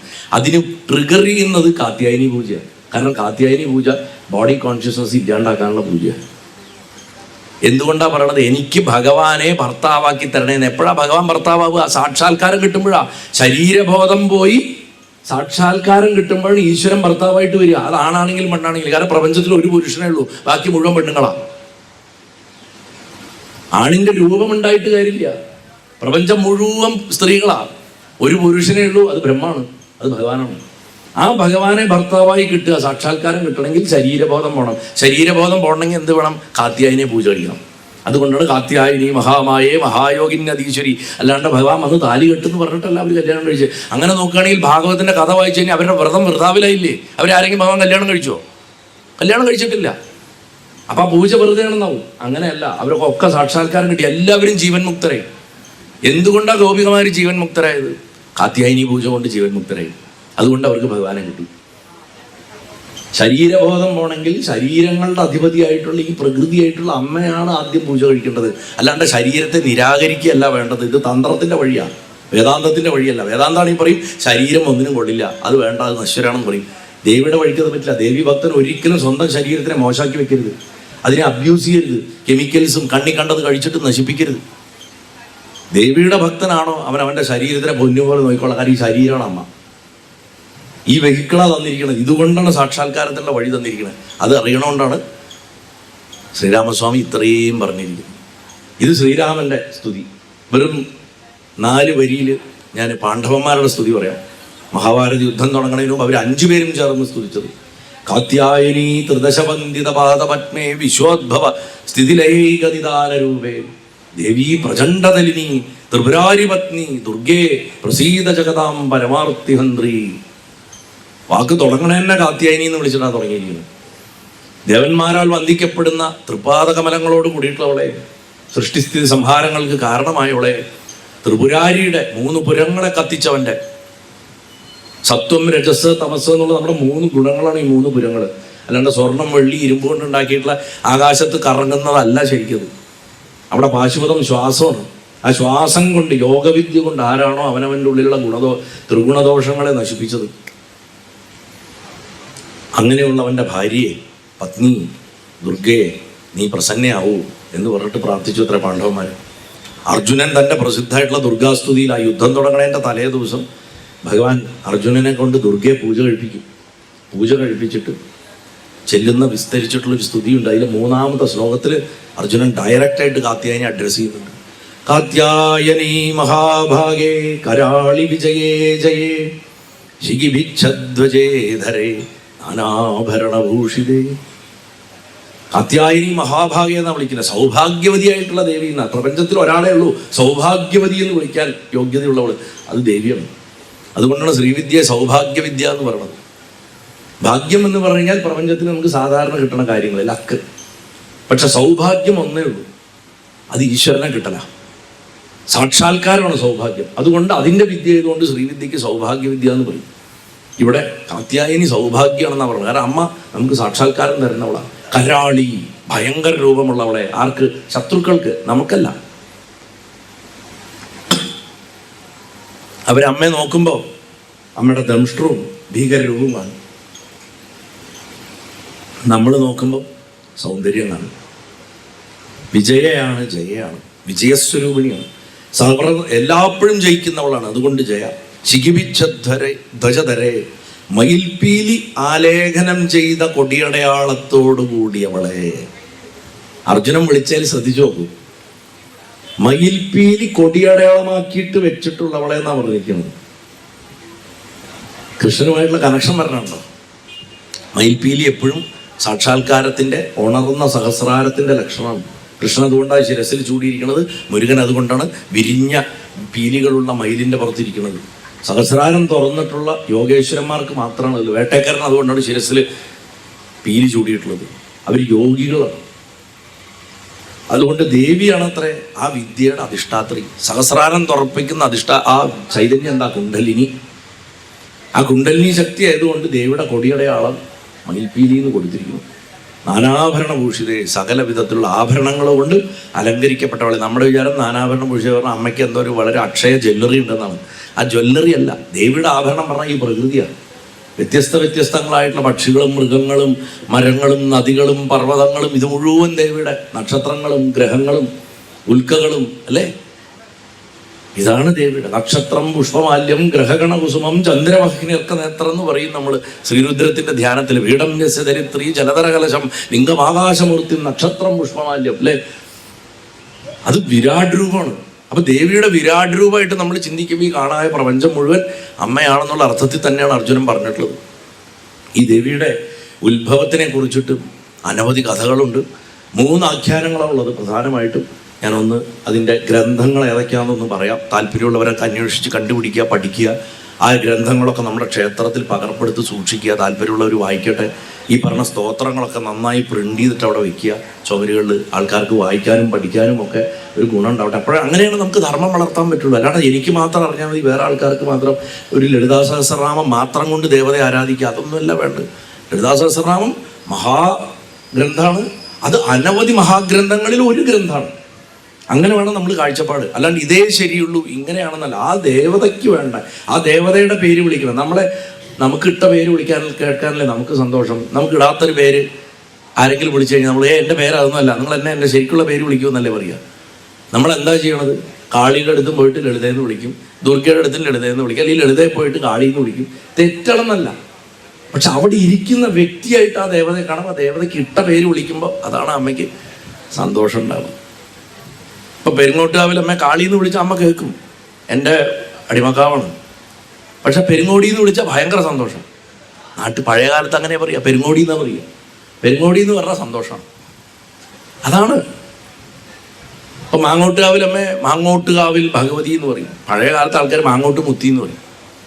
മുത്തി എന്ന് വിളിച്ചാൽ മതി, സന്തോഷം.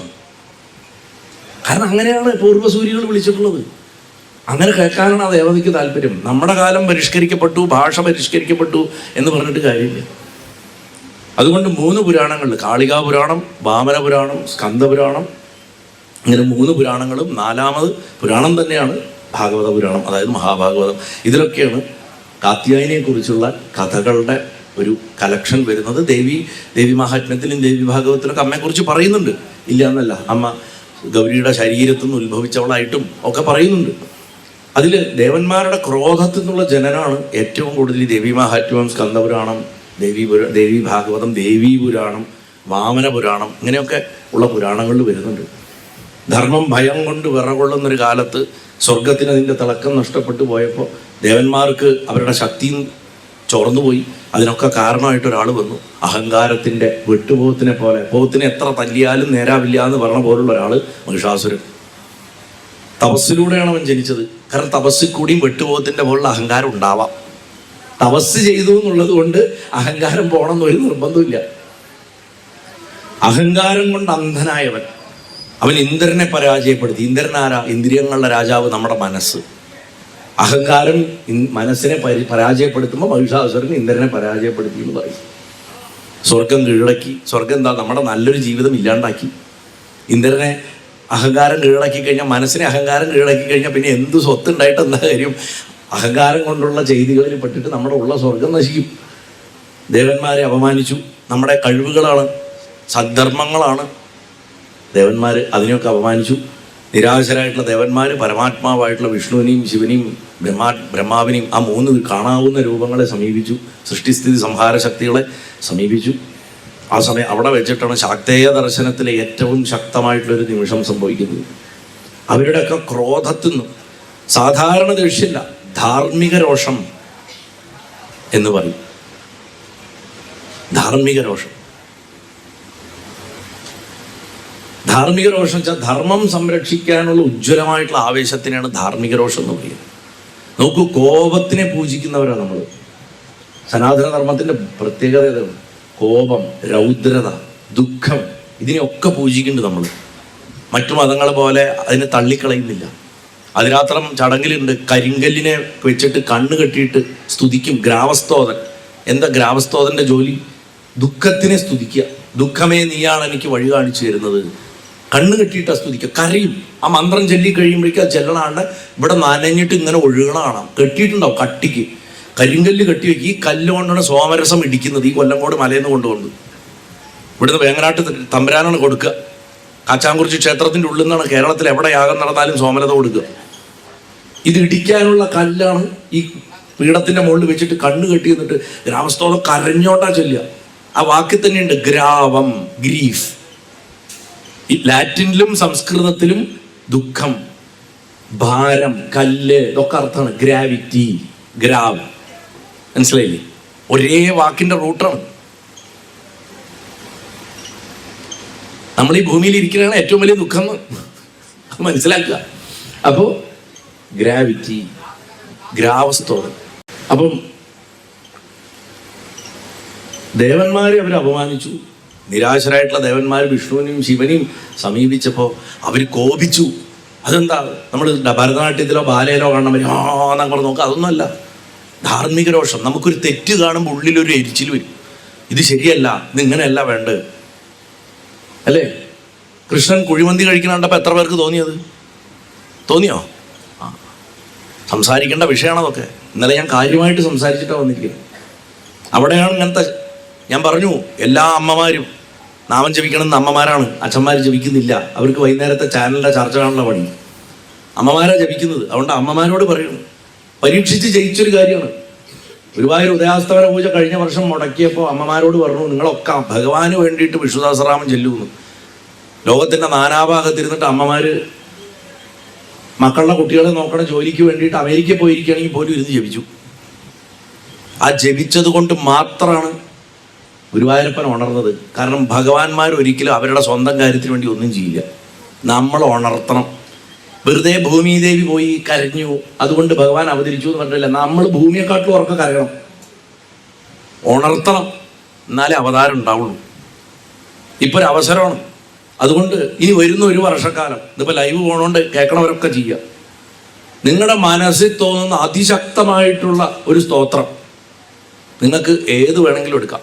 ഇതിപ്പോൾ ഞാൻ നേരത്തെ പറഞ്ഞ ശ്രീരാമൻ്റെ സ്തോത്രമാണെങ്കിലോ അല്ലെങ്കിൽ നാരായണീയ സ്തുതി ആണെങ്കിലോ ദേവീ പ്രപന്നാർത്തിഹരെ എന്ന് പറഞ്ഞ് തുടങ്ങണ ഗംഭീര സ്തുതി, അതല്ലാന്നുണ്ടെങ്കിൽ ഗുരുവായൂരപ്പൻ്റെതാണെങ്കിൽ ഒരു നരസിംഹസ്തുതിയോ വിഷ്ണുവിൻ്റെ പഞ്ചരസ്തോത്രമോ മഹാദേവൻ്റെ ആണെന്നുണ്ടെങ്കിൽ അമോഘ ശിവകവചം പോലുള്ള ഒന്നാന്തരം അല്ലെങ്കിൽ ഭഗവാന്റെ തന്നെയുള്ള ശിവരക്ഷാ സ്തോത്രം ശ്രീരാമരക്ഷാ സ്തോത്രം ഏതാച്ച ഒരു സ്തോത്രം ഈ ധർമ്മം രക്ഷപ്പെടാൻ, ഈ ധർമ്മത്തിനെ അകത്തുനിന്നും പുറത്തുനിന്നും നശിപ്പിക്കുന്ന ശക്തികളെ നശിപ്പിക്കാൻ നിഷ്ഠയായിട്ട് അവനവൻ്റെ കുടുംബത്തിന് വേണ്ടി പ്രാർത്ഥിക്കുന്നതിൻ്റെ ഒപ്പം ഒന്ന് ജപിക്കൂ.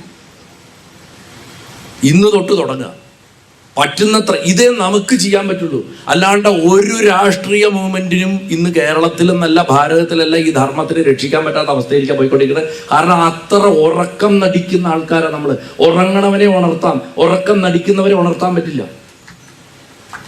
കഴിഞ്ഞ ദിവസങ്ങളിൽ ഇവിടെ ഈ മേള നടത്തിയവരും ഒരു പുരിയും ഗിരിയും ഒരു മണ്ഡലവും ഒന്നും ഇതിനെതിരെ പ്രതികരിച്ചിട്ടില്ല. ഈ വൃത്തികേടിനെതിരെ ഒരാചാര്യനും പ്രതികരിച്ചിട്ടില്ല. അപൂർവം ചില ഭാഗവതാചാര്യന്മാർ, സാധാരണ എല്ലാവരും കളിയാക്കണവരെ പതിവ് ഭാഗവതാചാര്യന്മാർ, അവർ ഒന്നിനും കൊള്ളില്ല, അവർ കരഞ്ഞു വീഴണവരാണെന്ന് പറഞ്ഞിട്ട് ചില ഭാഗവതാചാര്യന്മാരാണ് ഹൃദയം ചുട്ടിട്ട് 2 പോസ്റ്റെങ്കിലും ഇട്ടത്.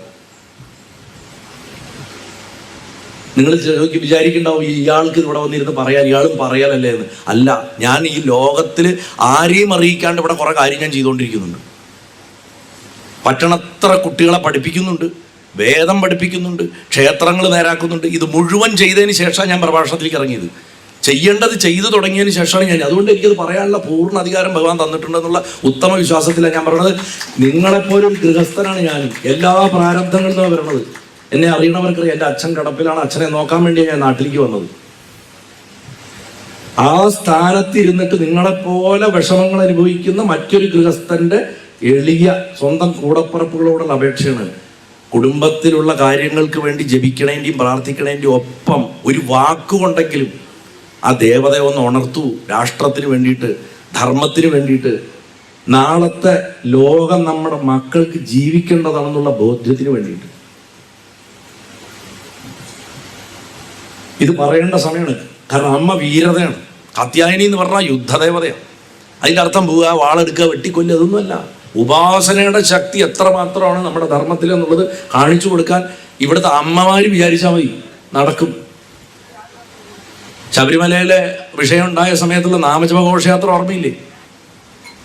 നാമം കൊണ്ട് മാത്രം പിടിച്ചു നിന്നു. അതൊരു പൊളിറ്റിക്കലി കണ്ടതാണ് കുഴപ്പം. നമ്മൾ എന്തിനാ ഇതിലൊക്കെ രാഷ്ട്രീയം കലർത്തുന്നത്?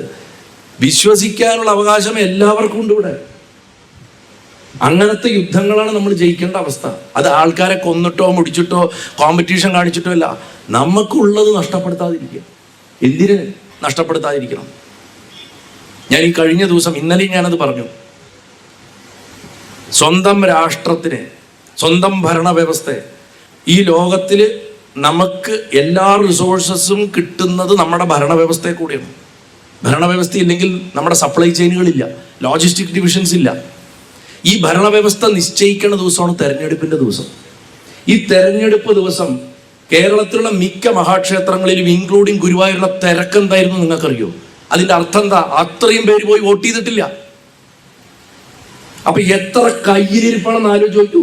നാണമില്ലേ ഈ നാട്ടിൽ ഇങ്ങനെ ജീവിക്കാൻ? പറ്റിക്കൂടി ഇവിടുത്തെ ഊർജത്തിനെ ഊറ്റി ഊറ്റി ജീവിക്കാൻ നാണം തോന്നുന്നില്ലേ? ഇറങ്ങിപ്പോക്കൂടെ? ഇറങ്ങിപ്പോണ്ടത് ഇങ്ങനെയുള്ളവരാണ്. ഞാൻ ഈ അടുത്ത് ഡൽഹിയിൽ സെൻട്രൽ മിനിസ്ട്രിയിലുള്ള 2-3 പേര് കൂടെ പങ്കെടുത്ത ഒരു മീറ്റിങ്ങിൽ ഇതുമായിട്ട് ബന്ധപ്പെട്ടതല്ല, ഞാൻ പറഞ്ഞു, കുറഞ്ഞത് 3 കൊല്ലോ 4 കൊല്ലോ വോട്ടർ ലിസ്റ്റിൽ ഉണ്ടായിട്ടും ആ നാട്ടിലുണ്ടായിട്ടും വോട്ട് ചെയ്യാത്തവരുടെ പേരുകൾ എടുത്തു കളയുക മാത്രമല്ല പൗരത്വത്തിന്റെ സകല അവകാശങ്ങളും എടുത്തു കളയണം. ഞാൻ രാഷ്ട്രീയമല്ല പറഞ്ഞു, രാഷ്ട്രത്തിനോടുള്ള ബോധ പറഞ്ഞു, രാഷ്ട്രബോധ പറഞ്ഞു. എനിക്ക് ഒരു പ്രത്യയശാസ്ത്രമായിട്ട് യാതൊരു ബന്ധമില്ലാത്തൊരു മനുഷ്യനെ ഞാൻ നട്ടൽ ഇന്നേവരെ വളച്ചിട്ടില്ല. എനിക്ക് ഭഗവാൻ മാത്രമേ ഉള്ളൂ ഗുരുനാഥനായിട്ടും പേടിക്കാനും, വേറെ ആരുമില്ല. ആ ധൈര്യത്തിൽ ഇരുന്നിട്ടാണ് ഞാൻ പറഞ്ഞു. അതാരെങ്ങനെ എടുത്താലും എനിക്ക് വിഷയമല്ല. ഇത് ഓർക്കുക, ഈ മണ്ണിന്ന് ചോരയും നീരും വലിച്ചു ഊറ്റിയെടുത്തിട്ടാണ് നമ്മൾ വളർന്നിട്ടുള്ളത്. ഇന്ന് നമ്മൾ ചെയ്യുന്നതാണ് നാളത്തെ നമ്മുടെ തലമുറ അനുഭവിക്കുക. അല്ലാതെ പോയിട്ട് കുട്ടികളുടെ പേരിൽ അർച്ചന കഴിച്ചിട്ട് കാര്യമില്ല. സുശക്തമായിട്ടുള്ള ഭരണവ്യവസ്ഥകൾ ഉണ്ടാക്കിയെടുക്കാനുള്ള സിസ്റ്റങ്ങൾ ഉണ്ടാക്കണം.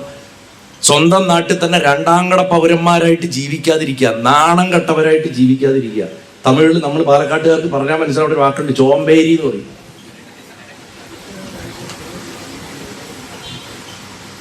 ഞാനും എൻ്റെ കുടുംബവും ഞങ്ങളുടെ കാര്യം മാത്രം നോക്കിയാൽ മതി. അമ്മ അങ്ങനെ നോക്കിയിരുന്നെങ്കിലോ ഈ പ്രപഞ്ചം എന്നോ നശിച്ചു പോയിണ്ടാവും. ഞാനും മഹാദേവനും എൻ്റെ മക്കൾ ഗണപതിയും മുരുകനും ഞങ്ങളുടെ ലോകം, ഞാൻ ഒന്നിലും ഇടപെടില്ല എന്ന് പറഞ്ഞിട്ട് ആ അമ്മ ഇരുന്നിരുന്നെങ്കിൽ, ഒരു സിംഹത്തിന്റെ മുകളിൽ ഒരു വാളും എടുത്തിട്ട് ഇറങ്ങി പുറപ്പെട്ടില്ലായിരുന്നെങ്കിൽ ഇന്ന് പ്രപഞ്ചത്തിന്റെ അവസ്ഥ എന്താ? ഇപ്പോഴും എന്താ അവസ്ഥ? ദേവത എവിടെ ചെയ്യുന്നോ അത് തന്നെയാണ് നമ്മളിൽ കൂടി പ്രവർത്തിക്കാൻ ശ്രമിക്കുന്നത്. ജീവനുള്ള ഉപകരണങ്ങളായി പോയി നമ്മൾ. അതുകൊണ്ട് ഉപകരണം കൂടെ വിചാരിക്കണം ഇറങ്ങി പണിയെടുക്കാൻ. ദേവത മാത്രം വിചാരിച്ചാൽ പോരാ. അമ്മയെ എന്നെ ഉപകരണമാക്കൂ, എന്നെ ആയുധമാക്കൂ എന്ന് പറയണം. വീട്ടിലിരിക്കണം നമ്മൾ എന്ത് ചെയ്യാനാണെന്ന് ചോദിക്കും. വീട്ടിലിരിക്കണം നമുക്കാണ് ചെയ്യാൻ പറ്റുക. ഈ പറഞ്ഞ മാതിരി ഇങ്ങനത്തെ രാഷ്ട്ര നിർമ്മാണത്തിന്റെ വ്യവസ്ഥകളിലുള്ള കാര്യങ്ങൾ ഉപേക്ഷിക്കാതിരിക്കുക, കൃത്യമായിട്ട് നികുതി അടയ്ക്കുക, അതുപോലും വളരെ പ്രധാനമാണ്. അതും പ്രധാനമാണ്. 3, പ്രാർത്ഥിക്കുക, ജപിക്കുക രാഷ്ട്രത്തിന് വേണ്ടിയിട്ട്. തമിഴ്നാട്ടിലുള്ള ക്ഷേത്രങ്ങളിൽ മാത്രമല്ല, ഇപ്പൊ തമിഴ്നാട് വിടും, നോർത്തിൽ ചെന്ന് കഴിഞ്ഞാൽ വൈകുന്നേരത്തെ ദീപാരാധന കഴിയുമ്പോൾ അവിടുത്തെ പണ്ഡിറ്റുകൾ ഉറക്കെ ചിലത് ചെല്ലും. നമ്മുടെ നാട്ടിൽ ഞാൻ ഇന്നേ വരെ കേട്ടിട്ടില്ല ഒരാളും അങ്ങനെ പ്രാർത്ഥിക്കുന്നത്. അകത്തിരുന്ന് പ്രാർത്ഥിക്കണ്ടോ നമുക്കറിയില്ല. എൻ്റെ രാജ്യം നന്നാവണേ, ഈ രാഷ്ട്രത്തുള്ളവർക്ക് മുഴുവൻ സൗഖ്യം ഉണ്ടാവണേ എന്ന് പണ്ഡിറ്റുകൾ പ്രാർത്ഥിക്കുന്ന കേൾക്കാം. കാശി പോയാലും ഡൽഹി പോയാലും ദ്വാരകയിൽ പോയാലും എവിടെ പോയാലും കേൾക്കാം. ദീപാരാധന ആരതി ഒഴിഞ്ഞു കഴിഞ്ഞാൽ പ്രാർത്ഥിക്കുന്നതാണ്. മഹാവിഷ്ണുവിൻ്റെ രാഷ്ട്രരൂപത്തിലുള്ള ഒരു സ്തോത്രം തന്നെയുണ്ട്. വിഷ്ണുവിൻ്റെ സകല വിഷ്ണു ക്ഷേത്രങ്ങളിൽ കൊണ്ടേ വെക്കേണ്ടതാണ്.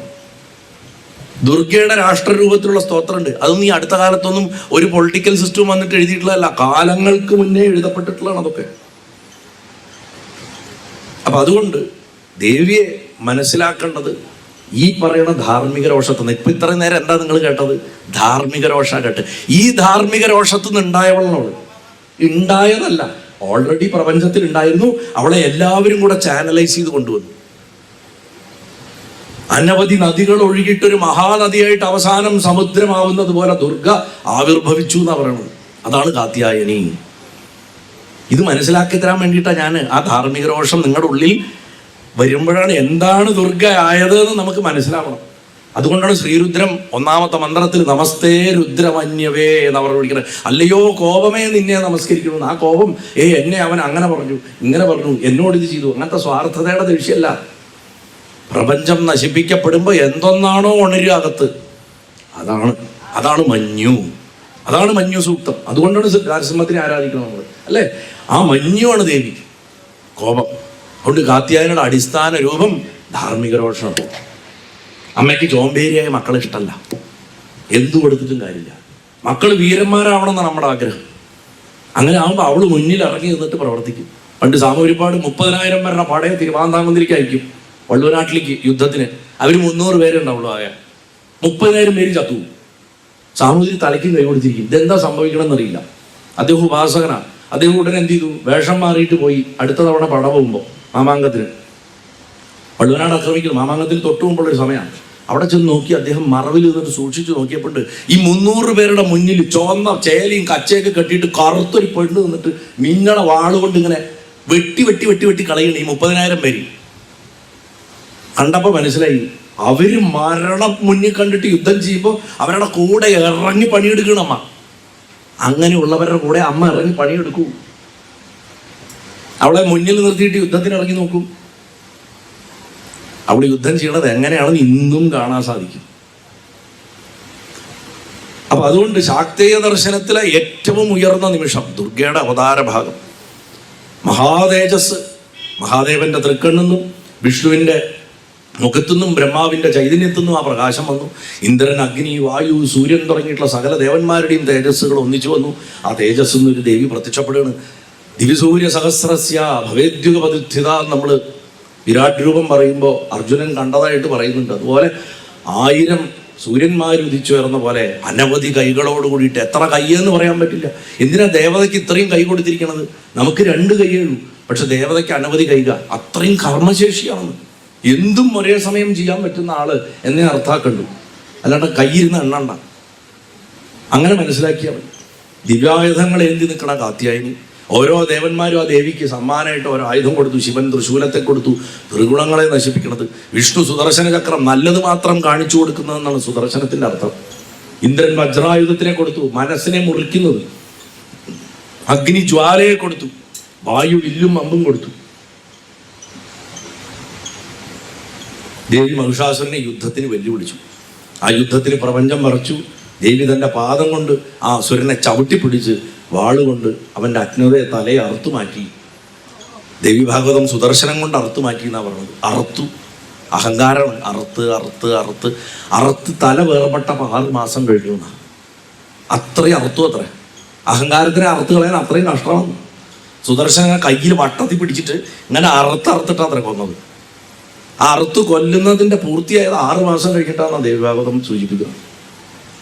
ദേവി മഹാത്മ്യം പറഞ്ഞു തൃശൂലം കൊണ്ട് വന്നു എന്ന്. എന്താണെങ്കിലും ദേവി വധിച്ചു. അങ്ങനെ ദേവി മഹിഷാസുരമർദ്ദിനിയായി. കാത്യായനിക്ക് പുതിയൊരു പേര് കിട്ടി, മഹിഷാസുരം. ഇതാണ് ദേവിയുടെ ആദ്യത്തെ ആവിർഭാവം. അന്ന് അമ്മയ്ക്ക് കാത്യായനി എന്നുള്ള നാമം ലഭിച്ചിട്ടില്ല. കാളികാപുരാണത്തിലും മറ്റു ചില ശാക്തേയ ഗ്രന്ഥങ്ങളിലൊക്കെ കുറച്ചുകൂടെ കഴിയുമ്പോൾ സ്വർഗത്തിലെ കോലാഹലങ്ങളിൽ നിന്നൊക്കെ മാറിയിട്ട് കഥ എന്ന് പറയുന്ന ഒരു ഋഷിയുടെ പുത്രൻ കാത്യ, അയാളുടെ പുത്രനായിട്ട് കാത്യായന എന്ന് പേരോട് കൂടിയിട്ടുള്ള ഒരു മഹർഷി ജീവിച്ചിട്ടുണ്ടായിരുന്നു. ഈ അയനം എന്ന് പറഞ്ഞാൽ രാമായണം, അനമാണ് ശരിക്കും നം ആയി മാറുകയാണത്. വഴി എന്നർത്ഥം, മാർഗം.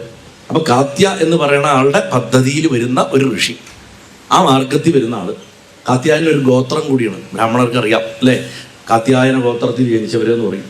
വസിഷ്ഠ ഗോത്രം, അത്രി ഗോത്രം, അഗസ്ത്യ ഗോത്രം എന്നൊക്കെ പറഞ്ഞ പോലെ കാത്യായന ഗോത്രം. ആ ഗോത്രത്തിന്റെ ഏറ്റവും പ്രധാനപ്പെട്ട ഒരു ഋഷിയായിട്ട് ഒരു മഹർഷി ജീവിച്ചിട്ടുണ്ടായിരുന്നു. അദ്ദേഹം ഹൃദയത്തിൽ ഒരു ആഗ്രഹം മാത്രമേ അദ്ദേഹത്തിന് ഉണ്ടായിരുന്നുള്ളൂ, പരാശക്തി എൻ്റെ മകളായിട്ട് ജനിക്കണം. ഇതേ ആഗ്രഹത്തോടു കൂടിയിട്ട് മതങ്കൻ തപസ് ചെയ്തിരുന്നു. അദ്ദേഹത്തിന്റെ മകളായി ജനിച്ചതാണ് മാതങ്കി. മതങ്ക മുനിവര വന്ദിത ഈശ എന്നൊക്കെ നമ്മൾ കേട്ടിട്ടില്ല. ആ മതങ്ക മഹർഷി ശിവഭക്തനായിരുന്നു. അദ്ദേഹവും ഹിമാലയവും വലിയ ഫ്രണ്ട്സായിരുന്നു. അപ്പൊ ഹിമാലയം ഈ ഫ്രണ്ട്സിനും സ്റ്റാറ്റസ് കൂടുമ്പോൾ ചെറിയ കമ്പാരിസൺ നടത്തേണ്ട ഒരു സ്വഭാവമുണ്ട്. ഒരു ദിവസം ഹിമവാൻ പറഞ്ഞു, അത്രേ കാര്യം നീ വലിയ തപസ്സുണ്ടാക്കി, എന്നെക്കാട്ടിലും അതൊക്കെ സത്യമാണ്, പക്ഷെ എനിക്കാണല്ലോ പരാശക്തി മകളായിട്ട് ജനിച്ചത് എന്ന് പറഞ്ഞു. അത് മൂപ്പരുടെ ഉള്ളിൽ കൊണ്ടു. ആ ഒരൊറ്റ വിഷമം കൊണ്ട് തപസ് ചെയ്ത് ദേവിയെ പ്രത്യക്ഷപ്പെടുത്തിയിട്ട് നീ എൻ്റെ മകളായി ജനിക്കണം എന്ന് പറഞ്ഞാണ് മാതങ്കി ജനിച്ചത്. ഇവിടെ കാത്യായനും അതേമാതിരി പരാശക്തി എൻ്റെ പുത്രിയായിട്ട് ജനിക്കണം എന്ന് ആഗ്രഹിച്ചു. അതിനുവേണ്ടി വർഷങ്ങളോളം തപസ് ചെയ്തു. ഒടുവിൽ ദേവന്മാർ മഹിഷാസുരനെ നശിപ്പിക്കാൻ വേണ്ടി പുറപ്പെടുവിച്ച മഹാതേജസ് പ്രപഞ്ചത്തിൽ മുഴുവൻ ലയിച്ചു കിടക്കുകയായിരുന്നു. ആ ദേവി താഴേക്ക് ഇറങ്ങി വന്നിട്ട് മഹർഷിയുടെ ആശ്രമത്തിൽ വന്നിട്ട് രൂപമില്ലാത്ത ആ പരാശക്തി ഒരു കൊച്ചു പെൺകുട്ടിയുടെ രൂപമെടുത്തു. തൻ്റെ തപശക്തി കൊണ്ട് ആ ദിവ്യ ചൈതന്യത്തിനെ ഒരു ജീവരൂപമായിട്ട്, ആരും പ്രസവിക്കാത്ത ഒരു മകളായിട്ട് വളർത്തിയെടുത്തു എന്നാണ് പറഞ്ഞത്. അതുകൊണ്ട് പ്രപഞ്ചം മുഴുവൻ അമ്മ നിറഞ്ഞു നിൽക്കുന്നുണ്ടാവാം. നമ്മൾ നമ്മുടെ തപശക്തി കൊണ്ട് ശുദ്ധീകരിച്ച് അമ്മയെ നമ്മുടെ മകളാക്കി വളർത്തണം. എന്തിന്? പ്രപഞ്ചത്തിന് കൂടുതൽ നന്മ ചെയ്യണമെങ്കിൽ തപസ് ചെയ്തേ പറ്റൂ. എന്താ തപസ്? കണ്ണടച്ച് കാട്ടുപോയിരിക്കല. നമ്മൾ ചെയ്യുന്ന ഗാർഹികമായിട്ടുള്ളതോ ഔദ്യോഗികമായിട്ടുള്ള ജോലികളെ ഈശ്വരാർപ്പണമായിട്ട് പരിപൂർണ സത്യസന്ധതയോട് കൂടിയിട്ട് ചെയ്തു തീർക്കുക. ഇതാണ് തപസ്.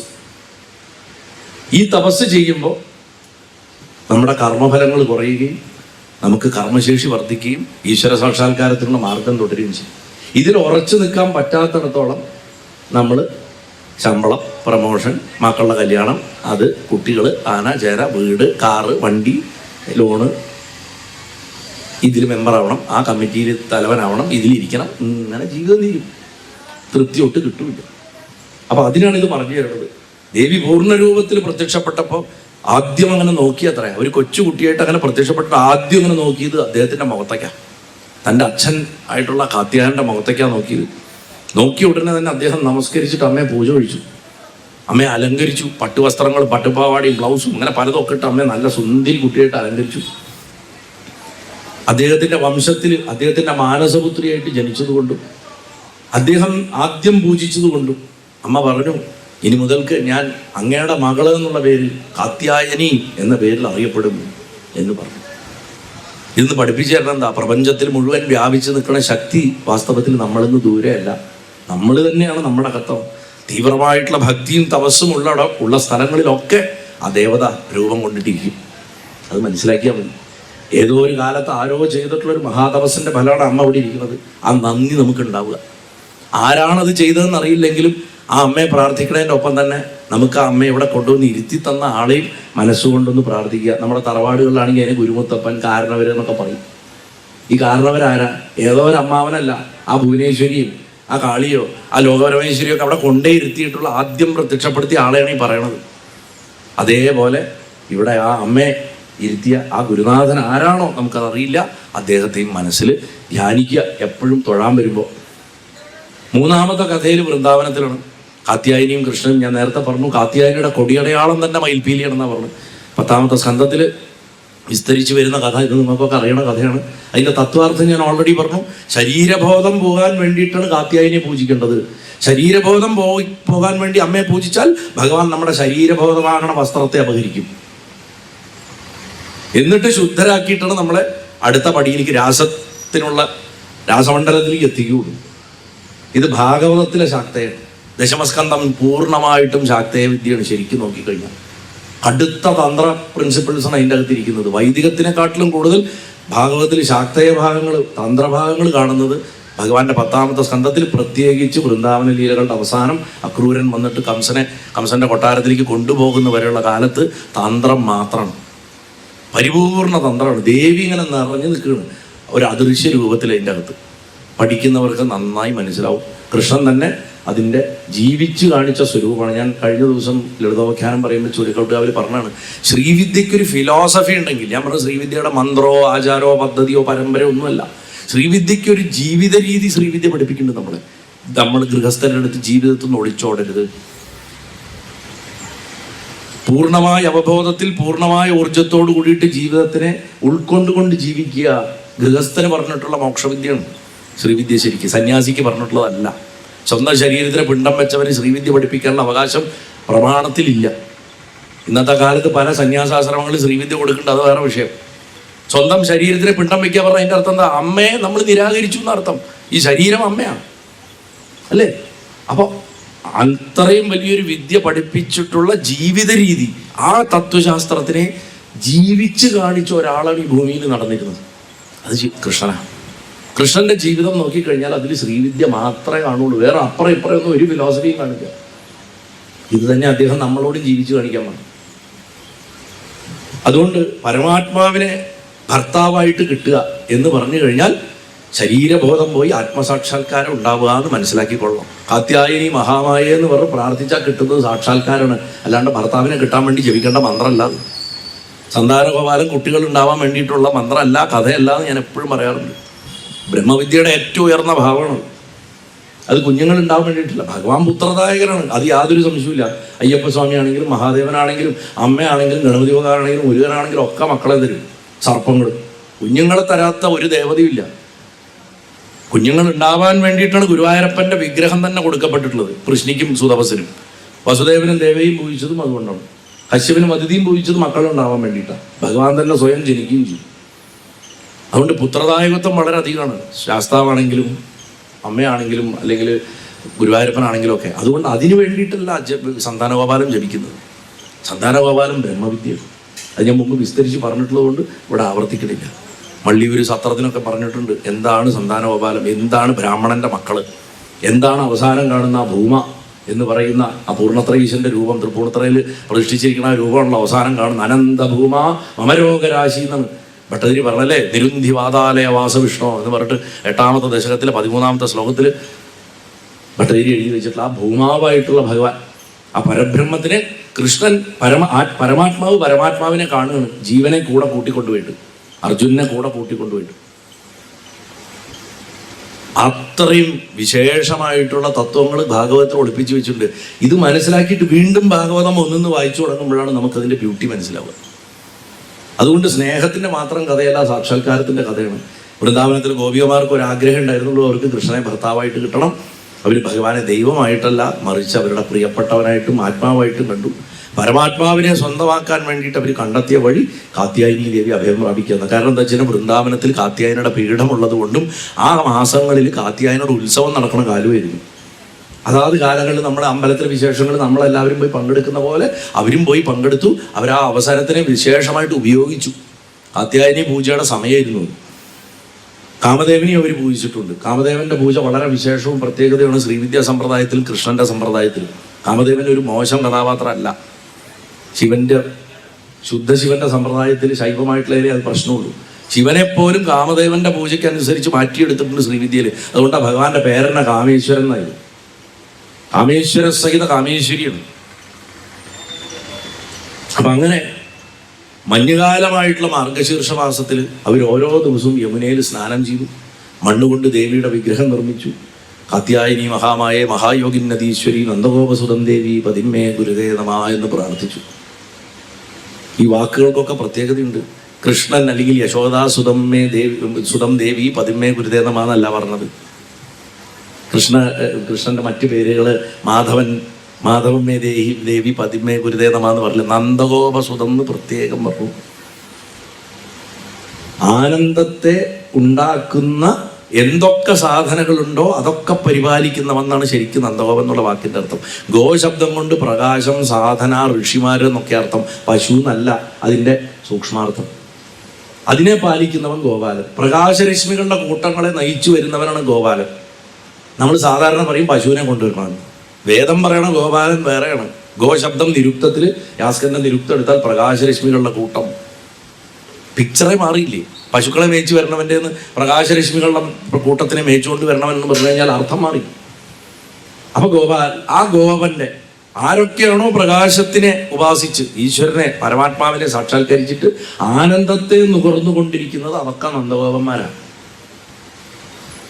അങ്ങനെ ഉള്ളതിൽ നിന്ന് ഉണ്ടാവുന്നതാരാ? അങ്ങനെ നുകർന്നുകൊണ്ടിരിക്കുന്നവന്ന് ഉത്ഭവിക്കുന്ന ആളാണ്. ഇപ്പൊ കാത്യായനൻ അത് നുകർന്നപ്പോൾ ഉണ്ടായത് ദേവിയാണ്. ആ ആനന്ദം അനുഭവിക്കുന്നവന് മകനായിട്ട് വരുന്നത് ബ്രഹ്മം തന്നെയാണ്. ആ ബ്രഹ്മത്തെ എൻ്റെ പതിയായിട്ട്, എൻ്റെ നിയന്താവായിട്ട് എൻ്റെ ഉള്ളിൽ എനിക്ക് തിരിച്ചറിയാൻ പറ്റണം എന്നാണ് പ്രാർത്ഥിച്ചു. അതായത് എൻ്റെ ശരീരബോധം പോകണം. അതിന് പോവുകയും ചെയ്തു. കുളിച്ചിട്ട് കരയ്ക്ക് കയറുമ്പോൾ വസ്ത്രമില്ല. അന്ന് ഭഗവാന് വെറും 9 വയസ്സാണ്. അതിലെന്ത് സെക്ഷുവാലിറ്റിയാണ് ഉള്ളത്? ഗോപികമാരിൽ പലർക്കും 6 വയസ്സും 7 വയസ്സും പ്രായമാണെന്ന് പറഞ്ഞു. ശൈശവഭാവത്തിൽ മാത്രമേ ആത്മാവ് സ്ഫുരിക്കുള്ളൂ. അതുകൊണ്ടാണ് ഭഗവാനെ എപ്പോഴും ദർശനം ഉണ്ടാകുമ്പോൾ കുട്ടിയായിട്ടാണ് കാണുക. ശൈവത്തിൽ നമ്മൾ സദ്യോജാതം പ്രപദ്യാമി എന്ന് പറഞ്ഞിട്ട് മന്ത്രം പറയും. ഇപ്പം ജനിച്ചവൻ എന്ന് പറയും. ഭട്ടതിരി എങ്ങനെ കാണുന്നത്? ദിവ്യ കൈശോര വേഷം എന്നാണ് പറഞ്ഞത് അല്ലേ? അഗ്രേ പശ്യാമി തേജോ നിബിഡതരകളായ അവലീ ലോപനി പീയൂഷ പ്ലാവിദോഹം തതനു തതുതരേ ദിവ്യ കൈശോര വേഷം. ഒരു കൊച്ചുകുട്ടിയായിട്ടാണ് കാണുന്നത്. ആ ഫ്രഷ്നെസ്സാണ് ഭക്തിയിലെ ഏറ്റവും വലിയ രഹസ്യമാണ്. പരമാത്മാവായിട്ടുള്ള കൃഷ്ണനിലേക്ക് എത്താൻ ശക്തിയായിട്ടുള്ള കാത്യായനയുടെ അനുഗ്രഹം വേണം. അമ്മയെ മറന്നുകൊണ്ട് കൃഷ്ണനെ കിട്ടില്ല. ഇവിടെ ദേവി യുദ്ധം ചെയ്യുന്നവരായിട്ടല്ല പറഞ്ഞിട്ടുള്ളത്. ശ്രീരാമസ്വാമി പ്രാർത്ഥിച്ചത് യുദ്ധം ചെയ്യാൻ വേണ്ടിയിട്ടാണ്. ഇവിടെ ഭക്തനെ തൻ്റെ ലക്ഷ്യമാകുന്ന ഈശ്വരങ്കലേക്ക് എത്തിക്കാൻ വേണ്ടിയിട്ടാണ്. ബോറടിക്കണ്ടോ? അത് കേട്ടാ. ഭക്തരെ തൻ്റെ ലക്ഷ്യത്തിലേക്ക് എത്തിക്കാൻ വേണ്ടിയിട്ടാണ്. ഞങ്ങൾക്ക് ആ ലക്ഷ്യത്തിലെത്തണ്ട എന്നാണെന്നുണ്ടെങ്കിൽ കഥ നമുക്ക് മാറ്റണം. അപ്പോൾ രക്ഷിക്കാൻ വേണ്ടിയിട്ടാണ് ദേവിയുടെ ആ ഭാവം പറഞ്ഞിരിക്കുന്നത്. ഭാഗവതത്തിലെ ഭാവം. അതുകൊണ്ട് കാത്യായനി ദേവി നമ്മുടെ ജീവിതത്തിലെ 3 തലങ്ങളിലും പ്രവർത്തിക്കുന്നുണ്ട്. നമ്മൾ സിന്തസിസ് എന്ന് പറയും, സംഗ്രഹിക്കുന്നതിന്. പ്രപഞ്ചത്തിൻ്റെ തലത്തിൽ, കോസ്മിക് സ്കെയിലിൽ അധർമ്മത്തിനെ നശിപ്പിക്കണ മഹാശക്തിയായിട്ട് ഓരോ സ്ഥലത്തും തമിഴിൽ നമ്മൾ പറയും തട്ടിക്കേക്കുക പറയും. തട്ടിക്കേക്കണ ശക്തിയായിട്ട് വരുന്നത് ആ ദേവിയാണ്. ആത്മീയമായിട്ടുള്ള നമ്മുടെ അകത്ത തലത്തിൽ നമ്മുടെ തപസ്സിനും നമ്മുടെ ഭക്തിക്കും ഉത്തരം നൽകുന്നവളായിട്ട്. നമ്മൾ ഏത് ദേവതയെ പൂജിച്ചാലും ആ ദേവതയുടെ ചൈതന്യം നമ്മൾ അറിയണത് ആ ദേവതയുടെ ശക്തിയായിട്ട്. അവിടെ അമ്മ വേണം. ശിവനെ സാക്ഷാത്കരിച്ചാൽ ശിവന്റെ ശക്തി വരണം. അയ്യപ്പനെ സാക്ഷാത്കരിച്ചാൽ അയ്യപ്പന്റെ ശക്തിയാണ്. അത് ഭയങ്കര ശക്തിയുള്ള അയ്യപ്പനാന്ന് പറയും. ശക്തി എന്ന് പറയുമ്പോൾ തന്നെ അവിടെ അമ്മ വന്നു. അമ്മ വരാണ്ട് ഒരു ദേവതയ്ക്കും അനങ്ങാൻ പറ്റൂല. മനഃശാസ്ത്രത്തിന്റെ തലത്തിൽ, ഇനി പ്രപഞ്ച തലത്തിൽ പറഞ്ഞു, ബ്രഹ്മാണ്ഡ തലത്തിൽ പറഞ്ഞു, പിണ്ഡാണ്ഡ തലത്തിൽ പറഞ്ഞു, ഇനി അകത്ത തലം മനസ്സിന്റെ തലത്തിൽ പറഞ്ഞു. ലൗകികമായിട്ടുള്ള ആഗ്രഹങ്ങളെയൊക്കെ നമ്മൾ എപ്പോഴാണോ ദിവ്യമായിട്ടുള്ള അമ്മയ്ക്കുള്ള സമർപ്പണമാക്കി മാറ്റുന്നത്, എന്തും നല്ലതും ചീത്തയും നോക്കാണ്ട് സമർപ്പിച്ചുകൊണ്ട് ചെയ്യുമ്പോൾ അത് ശുദ്ധവും. പഞ്ചമകാര പൂജ പോലും അതുകൊണ്ടാണ് ശുദ്ധമാണ്. തന്ത്രത്തിൽ മദ്യം, മാംസം, മത്സ്യം, വൈദ്യം, മുദ്ര അതൊക്കെ വെച്ചിട്ടുള്ള പൂജ പോലും ശുദ്ധമായി തീരുന്നതിൻ്റെ കാരണമാണ് മനുഷ്യനെ സാധാരണഗതിയിൽ വഴിതെറ്റിക്കുകയും നശിപ്പിക്കുകയും ചെയ്യുന്ന വസ്തുക്കളെ പോലും ദേവതയ്ക്ക് സമർപ്പിച്ചിട്ട്. ധർമ്മത്തില് തന്ത്രത്തില് അനുവദിക്കപ്പെട്ടിട്ടുള്ള നോൺ വെജിറ്റേറിയനിസം പോലും അതാണ്. ദേവതയ്ക്ക് സമർപ്പിക്കാത്ത മാംസം ഭക്ഷിക്കരുതെന്നാണ്. യാഗത്തിൽ സമർപ്പിക്കാത്ത മാംസം ഭക്ഷിക്കരുതെന്നാണ് വൈദികം പറഞ്ഞിട്ടുള്ളത്. പക്ഷെ ഇന്ന് അതല്ലല്ലോ ചെയ്യുന്നത്. അങ്ങനെയുള്ള ആ ദേവി നവദുർഗമാരിൽ ഏറ്റവും സവിശേഷമാണ്. ദേവിക്ക് ഒരേ സമയം ഉഗ്രരൂപിണിയായിട്ടും സൗമ്യരൂപിണിയായിട്ടും ഭാവങ്ങളുണ്ട്. ഭയാനകിയായിട്ടും കരുണാമയിയായിട്ടും. പുറമെയുള്ള ശത്രുക്കളെ, മഹിഷാസുരനെ നശിപ്പിക്കുകയും ഉള്ളിലുള്ള ആഗ്രഹങ്ങളെ, ഗോപികമാരുടെ പ്രേമം പോലുള്ളവയെ ദൈവീകമാക്കി മാറ്റിത്തരികയും ചെയ്യും. അകത്തും വർക്കിണു, പുറത്തും വർക്കിണു. അതുകൊണ്ട് സമരത്തിൽ നിന്ന് സമർപ്പണത്തിലേക്കുള്ള മാറ്റാണ് കാത്യായനി. മലയാളി പഠിക്കേണ്ട പാഠമാണ്. സമരത്തിൽ നിന്ന് സമർപ്പണത്തിലേക്ക് ഒന്ന് നന്നായിട്ട് നട്ടല് വളച്ച് നിന്ന് തൊഴാൻ പഠിക്കൂ. ഇങ്ങനെ വിളിക്കണതിന് പകരം ഇങ്ങനെ വിളിക്കണേക്കാട്ടിലും കൂടുതൽ കാര്യങ്ങൾ നടക്കും അങ്ങനെ ചെയ്യാൻ പഠിച്ച. ഇത് വളരെ പ്രധാനമാണ്. സമരത്തിൽ നിന്ന്, കാരണം സമരശക്തിയാണ്. സമർപ്പണത്തിന്റെ ആത്യന്തികമായിട്ടുള്ള അനുഗ്രഹമാണ് ആ ദേവത. കുണ്ഡലിനി യോഗ ദർശനത്തിൻ്റെയും കൂടെ പശ്ചാത്തലത്തിൽ പറയാം. താല്പര്യമുള്ളവരുണ്ടാവും. എന്നോട് ഒരാൾ മെസ്സേജ് അയച്ചിരുന്നു.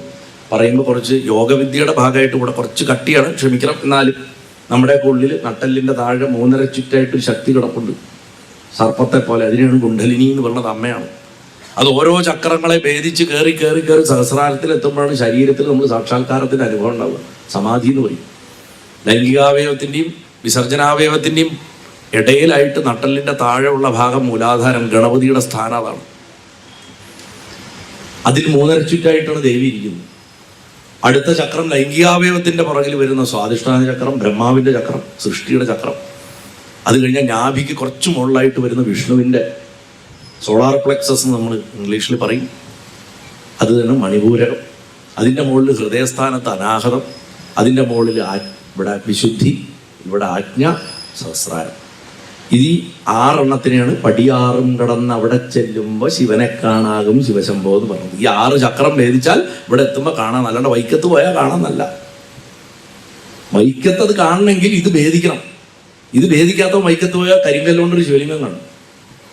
കാണുണ്ടവന് കാണും. അതുകൊണ്ടാണ് വില്ലമംഗലം കണ്ടിരുന്നു ഭഗവാനെ നേരിട്ട്. ആ ദിവ്യൻ ഭഗവാനെ നേരിട്ട് കണ്ടിരുന്നു എന്നൊക്കെ പറഞ്ഞതിൻ്റെ കാര്യം അത് സിദ്ധിയല്ല, അവർ ഭേദിച്ചവരാ. ഇത് രണ്ട് ചക്രങ്ങളുടെ സെറ്റ് ഉണ്ട്. മൂലാധാരം സ്വാധിഷ്ഠാനം ചേരുമ്പോൾ ബ്രഹ്മഗ്രന്ഥി, അത് ഭേദിച്ചവളായതുകൊണ്ട് ബ്രഹ്മഗ്രന്ഥി വിഭേദിനി. മണിപൂരകവും അനാഹതവും ഒരു സെറ്റ്, വിഷ്ണുഗ്രന്ഥി, അത് ഭേദിച്ചാൽ വിഷ്ണുഗ്രന്ഥി വിഭേദിനി. ഇതും ഭേദിച്ചാൽ രുദ്രഗ്രന്ഥി വിഭേദിനി. സഹസ്രാരാംബുജാരൂഢ. ബാക്കി പിന്നെ നിങ്ങൾക്കറിയാം. ഷഡ്ചക്രോപരി സംസ്ഥിത, അല്ലേ? യോഗവിദ്യയാണ്, ശുദ്ധമായിട്ടുള്ള യോഗവിദ്യ. ഇതൊന്നും വെറുതെ കേൾക്കാൻ രസമുള്ള വാക്കുകളല്ല. അതൊരു ഇന്നർ ആൽക്കമി, നമ്മുടെ അകത്തുള്ള കെമിസ്ട്രി, നമ്മുടെ അകത്തുള്ള സ്ട്രക്ചറിങ് എന്നാണ് പറയുമ്പോൾ കാത്യായനി എന്ന് പറഞ്ഞാൽ മണിപൂരകത്ത് നിന്ന് ഈ അനാഹതത്തിലേക്കുള്ള വരവ്. വിഷ്ണുഗ്രന്ഥിയുടെ ഭേദനം നടക്കുന്ന സമയത്ത് കുണ്ടലിനിയെ ഏറ്റവും താഴെ മൂലാധാരത്തിൽ നിന്ന് ഉയർത്തി സ്വാധിഷ്ഠാനം എത്തിച്ചു. അത് കഴിഞ്ഞിട്ട് പൊക്കിളിൻ്റെ ഇവിടെ ഉള്ള മണിപൂരകത്തിൽ വരെ വിഷ്ണുവിൻ്റെ ചക്രത്തിൽ എത്തിച്ചു. ഇവിടുന്ന് ഇങ്ങോട്ടുള്ള ഒരു യാത്രയുണ്ട്. ഈ കയറുന്ന ഈ ഫോഴ്സാണ് അവിടെ കുണ്ടലിനി എത്തുമ്പോൾ അവളുടെ പേരാണ് കാത്യായനി. മനസ്സിലായോ? ഇപ്പൊ നമ്മൾ മരുത്തുക്കളെ പറയും, എല്ലാവർക്കും അറിയാം. മരുത്തുക്കൾ കേട്ടിട്ടുണ്ടാവും. അത് ദിതിയുടെ ഗർഭത്തിലായിരുന്നു. ഇന്ദ്രൻ അവർ ജനിക്കാതിരിക്കാൻ അവരെ വെട്ടി 100 കഷ്ണാക്കി അല്ലേ? പക്ഷെ അവർ ജനിച്ചു, അവരൊക്കെ മഹാഭക്തന്മാരായി പറയും. എന്ത് ഈ മരുത്തുക്കൾ ഇടന്തടിച്ചാൽ നമ്മൾ മരിക്കും. അവർ വായുക്കളാണ്, പ്രാണന്റെ വായുക്കൾ. എന്താ മരുത്തുക്കൾ? ഇത് ഈ ഭാഗത്ത് സഞ്ചരിക്കണ വായുവാണ്. അതുകൊണ്ടാണ് ഇവിടെ പിടിച്ച് ഞെരിച്ചു കഴിഞ്ഞാൽ കരോട്ടിയുടെ ആർട്ടറി പൊട്ടും, നമ്മൾ മരിക്കും. ഈ ഭാഗത്ത് സഞ്ചരിക്കുന്ന പ്രാണന്റെ വേറെ മരുത്തുക്കൾ. ഇത് ആയുർവേദം നിഷ്ഠയായിട്ട് പഠിച്ചിട്ടുള്ളവർക്ക് അറിയാൻ പറ്റും. അതേപോലെ ഇതൊക്കെ, അതുകൊണ്ടാണ് ഞാൻ പറഞ്ഞു, ഇതൊന്നും പുറത്ത് പണ്ട് ആരോ എഴുതി വെച്ചാൽ ഇതൊക്കെ നമ്മുടെ ശരീരത്തിലുള്ളതാണ്. ഇവിടുന്ന് ഇങ്ങോട്ടുള്ള സഞ്ചാരം, കുണ്ഡലിനിയുടെ കയറ്റം ചക്രത്തിൽ, അതിൻ്റെ പേര് കാത്യായനി എന്നാണ്. അഹങ്കാരം കലർന്ന ശക്തി, പവർ ഏറ്റവും താഴത്തെ ചക്രങ്ങളിൽ ഇരിക്കുമ്പോൾ അശുദ്ധി കൂടുതലായിരിക്കും.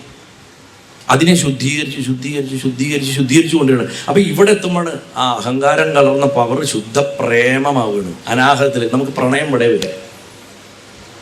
മഞ്ഞയെന്ന് പച്ച വീണ്, മഞ്ഞ സിഗ്നലിന് പച്ച സിഗ്നൽ, അതിന്റെ കളർ അതാണ്. നമ്മൾ ന്യൂട്ടന്റെ ഡിസ്ക് പഠിക്കുമല്ലോ, വിജിയോർ എന്ന് പഠിക്കും. Violet, IndiGo, blue, green, yellow, orange, red. താഴെ ഏറ്റവും മുകളിൽ വയലറ്റാണ്. അത് കഴിഞ്ഞാൽ ഇവിടുത്തെ ചക്രത്തിന്റെ നിറം ഇൻഡിഗോ ആണ്, അതായത് നീലത്തിന്റെ നിറമാണ്. ഇവിടെ ബ്ലൂ ആണ്, വിഷത്തിന്റെ നിറം നീലകണ്ഠം. അത് കഴിഞ്ഞ് ഇവിടെ പച്ചയാണ്. അത് കഴിഞ്ഞ് പൊക്കിളിൻ്റെ അവിടെ നാഭി ചക്രത്തിൽ വരുന്നത് യെല്ലോ ആണ്. അത് കഴിഞ്ഞാൽ ഓറഞ്ചാണ്. അത് കഴിഞ്ഞാൽ ചുവപ്പാണ്. ഈ ചുവന്നിരിക്കുന്ന സ്ഥലത്താണ് ത്രിപുരഭൈരവി ഇരിക്കുന്നത്. അവിടെ എപ്പോഴും ചുവന്ന പട്ട്, കാളിയുടെ സ്ഥാനമാണ്. ഏറ്റവും മുകളിലിരിക്കുന്നത് ശുഭ്രവർണ്ണമാണ്, ത്രിപുരസുന്ദരിയും. ഈ നിറങ്ങൾ നമുക്ക് കവിതകളിലും കാണാൻ പറ്റും. തേജോ നിബിഡതരകളായ ആവലി ലോഭനീയം. കരിങ്കൂവളപ്പൂക്കളുടെ നിറത്തിൽ കണ്ടു. നേതാ സഹസ്രാരത്തിൽ വയലറ്റ് കളറിൽ കണ്ടു. ഇവിടെ എത്തി. ഭട്ടതിരിയെ സംബന്ധിച്ചിടത്തോളം ചൈതന്യം ഇവിടെ എത്തിയപ്പോഴാണ് കാണുന്നത്. ഇതൊക്കെ സൂക്ഷ്മാർത്ഥങ്ങളാണ്. താല്പര്യമുള്ളവർ അന്വേഷിച്ച് കണ്ടുപിടിക്കാന്ന് മാത്രമല്ല, അനുഭവത്തിൽ കൊണ്ടുവരിക. അനുഭവത്തിൽ വരും, ശ്രമിച്ചാൽ മതി. നമുക്കൊക്കെ ഉള്ളത് തന്നെയാണ്. അല്ലാണ്ട് ഒരാൾക്ക് മാത്രം കിട്ടാൻ മാത്രം എഴുതി വെച്ചിട്ടുള്ള സ്പെഷ്യൽ പ്രിവിലേജ്ഡ് സാധനങ്ങളൊന്നുമല്ല. അത് എലീറ്റ് ക്ലബ്ബൊന്നുമല്ല. അതുകൊണ്ട് മണിപൂരക ചക്രം എന്ന് പറഞ്ഞാൽ നമ്മുടെ ഉള്ളിൽ ട്രാൻസ്ഫോർമേഷൻ നടക്കുന്നതിന് മുമ്പുള്ള അഗ്നിയുടെ സ്ഥാനമാണ് പൊക്കിള്. ഇവിടെയാണ് നാഭിയിലുള്ള അഗ്നി ഇരിക്കുന്നത്. എപ്പോഴും അഗ്നി പരിവർത്തനത്തിന്റെ ശക്തി. അഗ്നി തൊട്ട വസ്തു അതാവില്ല പിന്നെ, അല്ലേ? അത് കത്തി ചാരവും, ബാക്കിയൊക്കെ കുറെ ഗ്യാസായിട്ട് പോകും. അഗ്നി എന്ത് തൊട്ടോ അതിനെ രൂപം മാറ്റിയിട്ടുണ്ടാവും. ആ ചക്രം ഇരിക്കുന്നത് ഇവിടെയാണ്. അതുകൊണ്ടാണ് സതീദേവി നാഭിയിൽ ധ്യാനിച്ചിട്ട് അഗ്നിബീജം ചൊല്ലിയിട്ടാണ് ഇവിടുന്ന് തീ കൊണ്ടുവന്നിട്ട് ആ ശരീരത്തിനെ കത്തിച്ചില്ലാണ്ടാക്കിയത്.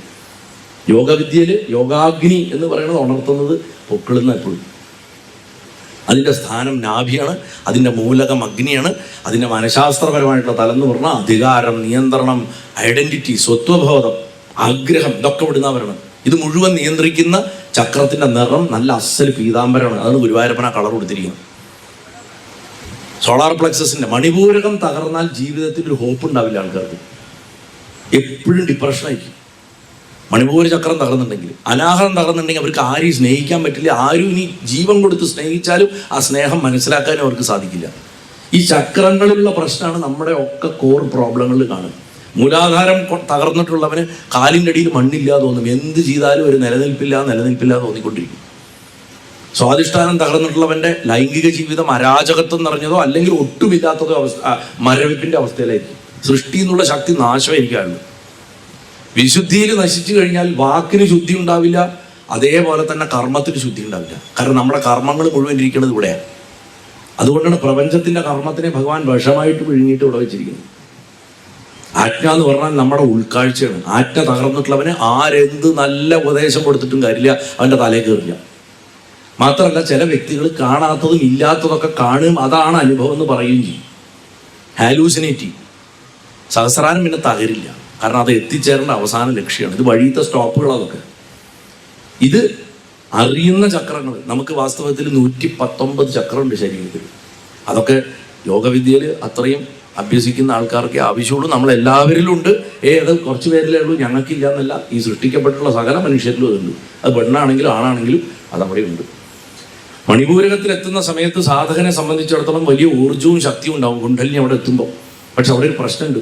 ആ ഊർജത്തിന് എപ്പോഴും അഹങ്കാരമുണ്ട്. ഞാൻ ഈ ശരീരത്തിലുണ്ടാവുന്നതെന്നൊരു ചിന്തയുണ്ട്. എനിക്ക് നേടണം, എനിക്ക് ആധിപത്യം വേണം, ലോകം എന്നെ അംഗീകരിക്കണം, ഇതൊക്കെ ചിന്തിച്ചുകൊണ്ടിരിക്കും. അങ്ങനെയുള്ള ചിന്തകളൊക്കെ മണിപൂരകത്തു നിന്നുണ്ടായി വന്നു. ഇവിടെ സാധന പോലും പലപ്പോഴും എന്തെങ്കിലും ഫലപ്രാപ്തിക്കോ നേട്ടങ്ങൾക്ക് വേണ്ടിയിട്ടോ അമ്മയെ നമ്മൾ പ്രാർത്ഥിക്കുന്ന കാര്യസാധ്യത്തിന് വേണ്ടിയിട്ടാവുക. ഇതൊക്കെ ആയിട്ട് മാറും.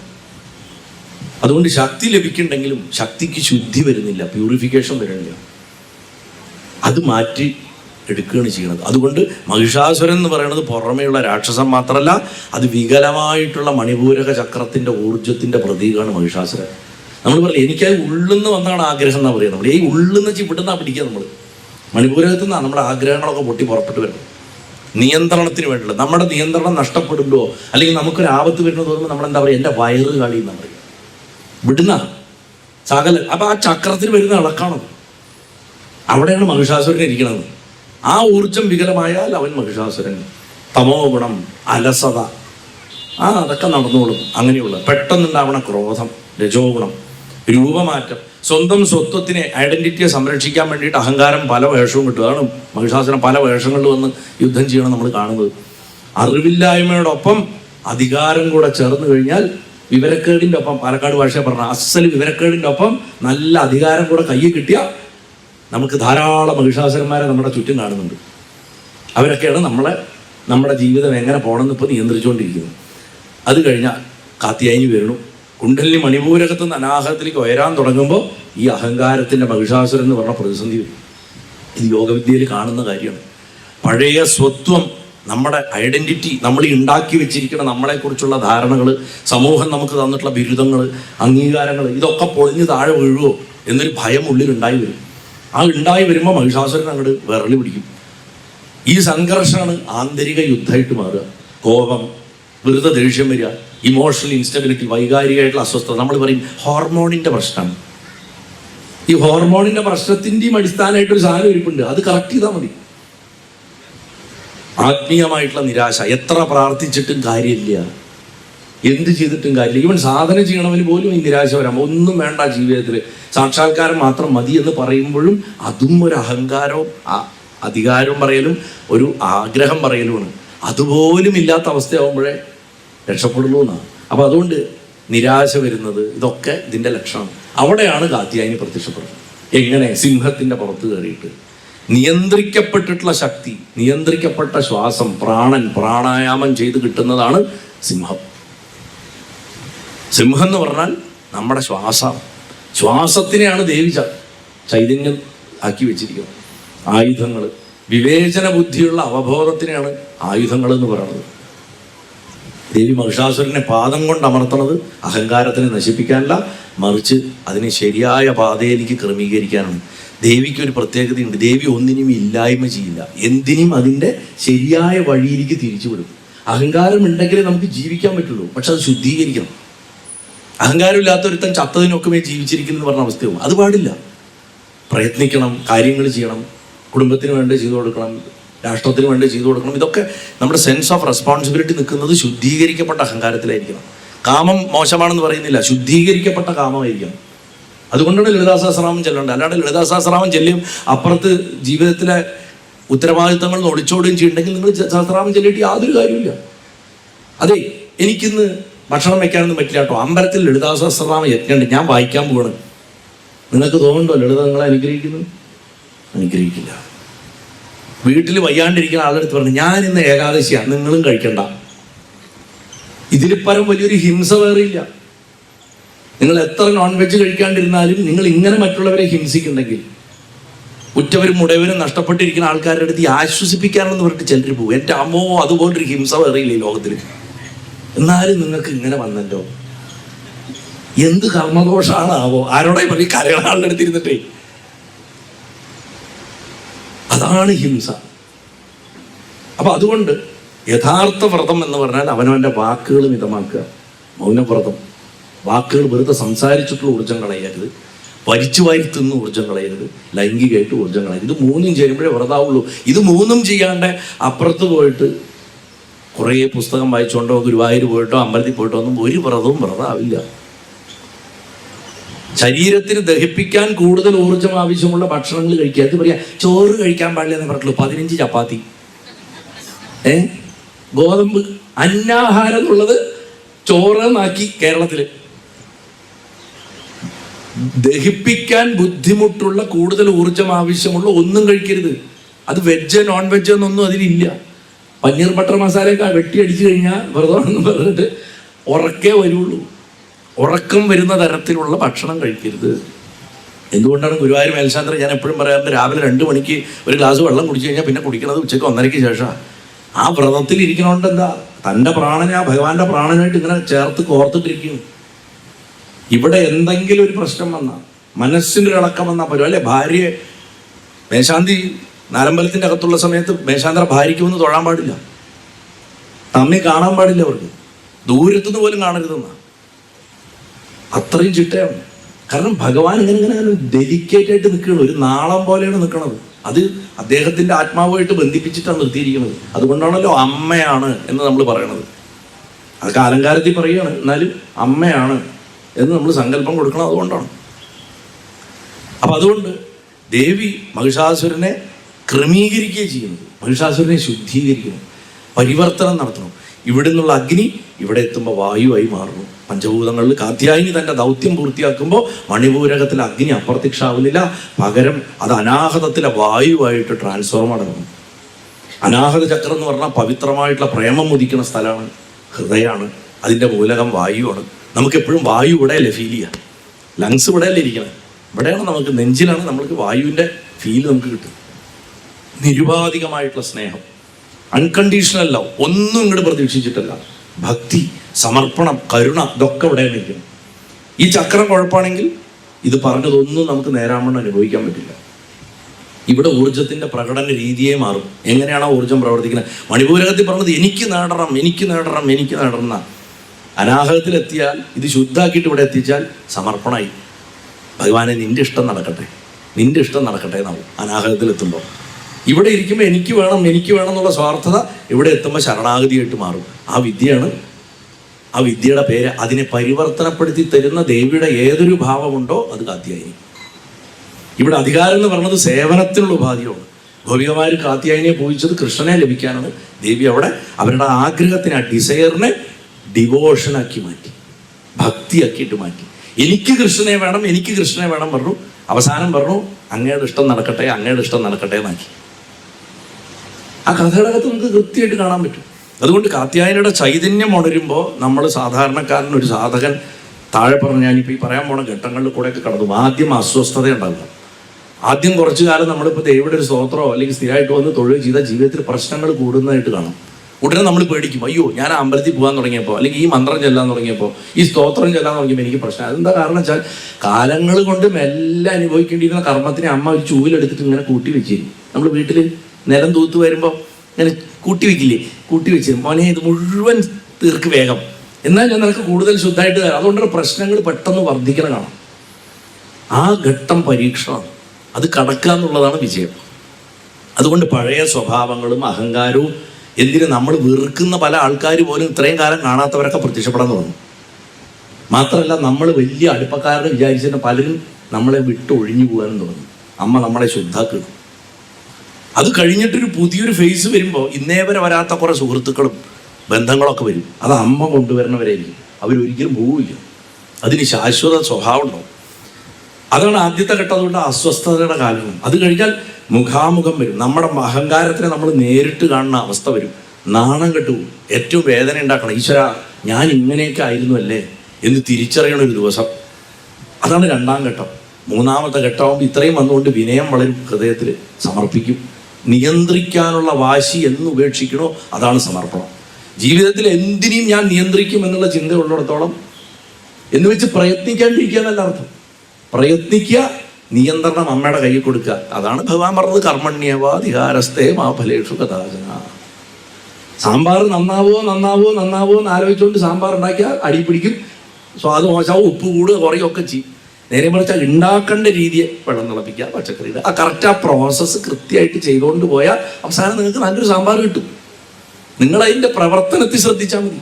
അതാവോ ആവോ ആവോ എന്ന് ചിന്തിച്ചിട്ട് കാര്യമില്ല.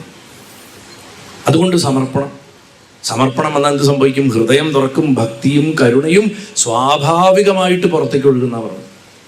നവരാത്രിയുടെ 6ാമത്തെ ദിവസം കാത്യായനിയെ പൂജിക്കും നമ്മൾ. 6 എന്ന് പറഞ്ഞാൽ ആരോഹണത്തിലെ മധ്യബിന്ദുവാണ്. അങ്ങനെ നമ്മൾ സ്കെയിലിൽ ഉയർത്തി കൊണ്ടുപോകുന്ന സമയത്ത് മധ്യബിന്ദുവായിട്ട് അവർ താഴത്തെ ചക്രങ്ങളിൽ സർവൈവൽ, ഐഡൻറ്റിറ്റി, ഇതിന്നൊക്കെ ഉയർന്ന ചക്രങ്ങളിലേക്ക് ലവ്, അതുമാതിരി ട്രാൻസെൻഡൻസ്, മറികടക്കുക, അതിലേക്കുള്ള പ്രവേശിക്കാനുള്ള കവാടത്തിൽ ഇവിടെ നിൽക്കണ ഇവിടുത്തെ ചക്രത്തിൻ്റെ ആ പ്രഭാഷണ കവാടത്തിൽ കാവക്കാരിയെ പോലെ നിൽക്കണവളെ അമ്മ അവിടെ വെട്ടിയിട്ടേ കടത്തി വിടുന്നു. അഹങ്കാരത്തിൻ്റെ തല വെട്ടും, എന്നിട്ട് ഏറ്റവും ശുദ്ധാക്കിയിട്ട് ഇങ്ങോട്ട് കടത്തി വിടുന്നു. പിന്നെ മുകളിലേക്കുള്ള ചക്രങ്ങളിലേക്കൊക്കെ കയറണമെങ്കിൽ അമ്മയുടെ അനുമതി വേണം. അതുകൊണ്ട് അഹങ്കാരം ശുദ്ധീകരിക്കപ്പെടാതെ ഊർജത്തിനെ മുകളിലേക്ക് പോകില്ല എന്ന് അമ്മ ഉറപ്പുവരുത്തിക്കൊണ്ടേയിരിക്കണം നമ്മുടെ ഹൃദയസ്ഥാനത്തിരുന്നിട്ട്. അതുകൊണ്ട് ദേവി വെറും ഒരു അസുര സംഹാരകയല്ല. സാധനയിലെ ഏറ്റവും അപകടകരമായിട്ടുള്ള ഘട്ടത്തിൽ അങ്ങോട്ടും വീഴാം ഇങ്ങോട്ടും വീഴാം, കയ്യാലപ്പുറത്ത് തേങ്ങയുടെ അവസ്ഥയാണ്. ശക്തി വന്നു തുടങ്ങി, പക്ഷെ അഹങ്കാരം ഉണ്ട് തന്നെ. എപ്പോൾ വേണമെങ്കിലും നശിക്കാം, അല്ലെങ്കിൽ നന്നാവാം. അപ്പം ആ പോയിന്റിൽ നിൽക്കണവളാണ് കാത്തിയായി. ആ ഭാവത്തിൻ്റെ ശക്തി അതാണ്. നിന്റെ അഹങ്കാരത്തിന് ഇതിനപ്പുറത്തേക്ക് കൊണ്ടുപോകാൻ മകനെ ഞാൻ നിന്നെ സമ്മതിക്കില്ല എന്ന് പറഞ്ഞിട്ട് അവിടെ നിൽക്കുന്ന ആളാണ്. അപ്പോൾ നമ്മൾ സമർപ്പിക്കുകയാണെങ്കിൽ, നമ്മൾ സമർപ്പിച്ചിട്ട് നമ്മുടെ അടുത്ത് ചെന്നാൽ അവൾ നമ്മുടെ ഹൃദയം തുറക്കണ അമ്മയാവും. നമ്മൾ എതിർക്കുകയാണെങ്കിൽ അവൾ നമ്മുടെ മിഥ്യാധാരണകളവിടെ മഹിഷനെ കൊല്ലുന്ന ഒന്നാന്തരം കാലസംഹാരിണിയായിട്ടുള്ള ദുർഗയായിട്ട് മാറും. നമ്മുടെ കയ്യിലായിരിക്കുന്നത് ചോയ്സ്, കാത്യായനിയെ ഏത് രൂപത്തിൽ എടുക്കണം വേണ്ട എന്നുള്ളത്. കാത്യായനിയുടെ 2-3 മന്ത്രങ്ങൾ കൂടെ നിങ്ങൾക്ക് ഉപാസനയ്ക്ക് സൂചിപ്പിച്ച് തരാം. ഞാനത് അയച്ചു കൊടുക്കാം. അനുമേടത്തിനോ അല്ലെങ്കിൽ ഇവിടെ രാജീവിനോ ഞാൻ അയച്ചു കൊടുക്കാം. തീർച്ചയായിട്ടും പ്രിൻ്റ് ചെയ്യുക, ബുക്ക്ലെറ്റൊക്കെ അടിക്കാൻ നിങ്ങൾക്ക് ഉപയോഗിക്കാം. ഭയം തോന്നും ചില ആൾക്കാർക്ക്, വെറുതെ ടെൻഷനും പേടിയും തോന്നും. അങ്ങനെ തോന്നുമ്പോൾ ചെല്ലാൻ വേണ്ടിയിട്ട് ദേവീ മഹാത്മ്യത്തിൽ തന്നെയുള്ള കാത്യായനിയെ സൂചിപ്പിക്കുന്ന മന്ത്രങ്ങൾ, നിങ്ങൾക്ക് അറിയുന്ന മന്ത്രങ്ങളാണത്, പക്ഷെ അത് കാത്യായനിയുടെ ഭാവത്തിനുള്ളതാണെന്ന് പലർക്കും അറിയില്ല. ആദ്യത്തത് നാരായണീശ്വരക തന്നെ പറഞ്ഞ സർവസ്വരൂപേ സർവേശേ സർവശക്തി സമന്വിതേ ഭയഭ്യസ്ത്രാഹിനോ ദേവി ദുർഗേ ദേവി നമസ്തുതേ, ഒന്നാമത്തെ മന്ത്രം. ഏതത്തേ വദനം സൗമ്യം ലോചനത്രയഭൂഷിതം പാതുന സർവഭീതിഭ്യ കാത്യായനി നമസ്തുതേ, രണ്ടാമത്തെ മന്ത്രം. ജ്വലാകരാളം അത്യുഗ്രം അശേഷാസുരസൂദനം തൃശൂലം പാതുനോ ഭീതർ ഭദ്രകാളി നമസ്തുതേ എന്നുള്ള മൂന്നാമത്തെ മന്ത്രം. ഇവിടെ ഈ 3 മന്ത്രങ്ങളും ഒരു ബ്ലോക്കാണ്.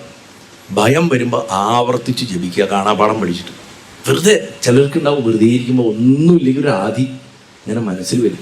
അതിൻ്റെ കാരണം എന്താണെന്ന് ഞാൻ ഇന്നലെ കുറുകുരമ്മളവിടെ പറഞ്ഞിട്ടുണ്ട്. നമ്മൾ നമ്മുടെ ആഗ്രഹങ്ങളെയും സ്വപ്നങ്ങളെയൊക്കെ നമ്മുടെ പുറത്ത് നമ്മൾ കെട്ടിയിടുമ്പോൾ അതിനെ അനുസരിച്ചിട്ടായിരിക്കും ഒരു വ്യക്തി, ഒരു സാഹചര്യം, ഒരു ജോലി ഉണ്ടെങ്കിൽ, ഇന്ന ആൾ കൂടെ ഉണ്ടെങ്കിൽ അതിലാണ് നമ്മൾ സന്തോഷം വെക്കണമെങ്കിൽ ഇതൊന്നും ശാശ്വതമല്ല. ഇതൊരു ദിവസം പോവും, ഒരു സംശയമില്ല. നേരെ മറിച്ച് നമ്മൾ നമ്മുടെ ആത്മാവിൽ മനസ്സിനെ ഉറപ്പിച്ച് നിർത്തുകയാണെങ്കിൽ പുറത്ത് എന്ത് സംഭവിച്ചാലും നമുക്ക് അകത്ത് ഒരു ഒലച്ചിലും വരില്ല. ഈ വിദ്യ പഠിപ്പിക്കലാണ് ഈ 3 ശ്ലോകങ്ങളിലും. ഇന്നിവിടെ അതൊന്നും വിസ്തരിക്കാനുള്ള സമയമില്ല. ദേവി മഹാത്മ്യം നമ്മൾ കമ്പെടുത്തിട്ട് പറയുമ്പോഴാണ് എങ്ങനെയാണ് ഈ ഭയം ദേവി ഇല്ലാണ്ടാക്കുന്നത് നമ്മുടെ അകത്തിരുന്നിട്ടെന്ന് നമ്മൾ പഠിക്കും. അത് പഠിച്ചിട്ട് ദേവി മഹാത്മ്യം വായിക്കുമ്പോഴാണ് അതിൻ്റെ ശക്തി നമുക്ക് ശരിക്കും മനസ്സിലാവുക. ഇത് വളരെ മനോഹരമായിട്ടുള്ള 3 മന്ത്രങ്ങളാണ്, ഞാൻ അയച്ചു തരാം. അതേപോലെ തന്നെ ഞാൻ നേരത്തെ പറഞ്ഞ മാതിരി ദേവിയുടെ ജനനമുണ്ടായത് ആശ്വിന മാസത്തിലെ കൃഷ്ണപക്ഷത്തിലെ ചതുർദശിയിലാണ് കാത്യായനൻ്റെ മകളായിട്ട് ദേവി ജനിച്ചത്. 3 ദിവസം അച്ഛൻ്റെ ഈ എന്താ പറയുക പൂജകൾ സ്വീകരിച്ചു അത്ര അമ്മ. ശുക്ല സപ്തമി ദിവസം, വെളുത്ത പക്ഷത്തിലെ അഷ്ടമി ദിവസം, വെളുത്ത പക്ഷത്തിലെ നവമി ദിവസം, അതായത് സപ്തമി അഷ്ടമി നവമി, ചതുർദശിക്ക് ജനിച്ചു.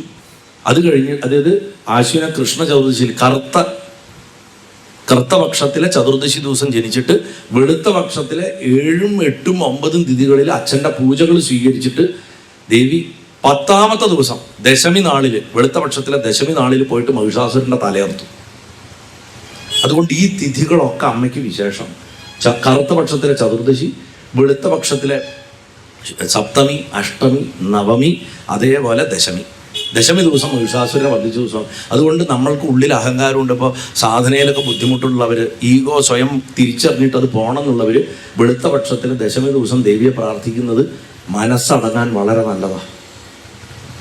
ഇതൊക്കെ ദേവിയുടെ പാരമ്പര്യമായിട്ടുള്ള വിശേഷ ദിവസങ്ങളാണ് എന്ന് മനസ്സിലാക്കേണ്ടതാണ്. മാത്രമല്ല നവരാത്രിയിൽ 6ാമത്തെ ദിവസം ദേവിയാണ് പൂജിക്കുന്നത്. നവദുർഗകളിൽ 6ാമത്തെ ദിവസം ദേവി ഈ പേരിലാണ്, അതായത് കാത്യായനി എന്നുള്ള പേരിലാണ് അവിടെ വരുന്നതെന്ന് പറഞ്ഞു. അതിന് കാത്യായനി ദേവിയുടെ ആരാധന, ശ്രീരാമസ്വാമി ആരാധിച്ചിട്ടുള്ള ആ ഭാവം ഞാൻ തുടക്കത്തിൽ പറഞ്ഞു. ആ സ്തോത്രം ഞാൻ അയച്ചുതരാം. ആ ദേവിയുടെ പേര്, മറ്റൊരു പേര് കൂടിയുണ്ട്, അപരാജിത. അപരാജിത എന്ന് പറയുന്നത് കാത്യായനിയുടെ ഒരു ഭാവമാണ്. എല്ലാ ദേവതകൾക്കും അപരാജിത ചേർത്ത് സ്തോത്രങ്ങളുണ്ട്. വിഷ്ണുവിന് വിഷ്ണു അപരാജിത സ്തോത്രം, ശിവന് ശിവാപരാജിത സ്തോത്രമുണ്ട്, അതേമാതിരി ഗണപതിക്കുണ്ട്, മുരുകനും ഞാൻ കണ്ടിട്ടുണ്ട്.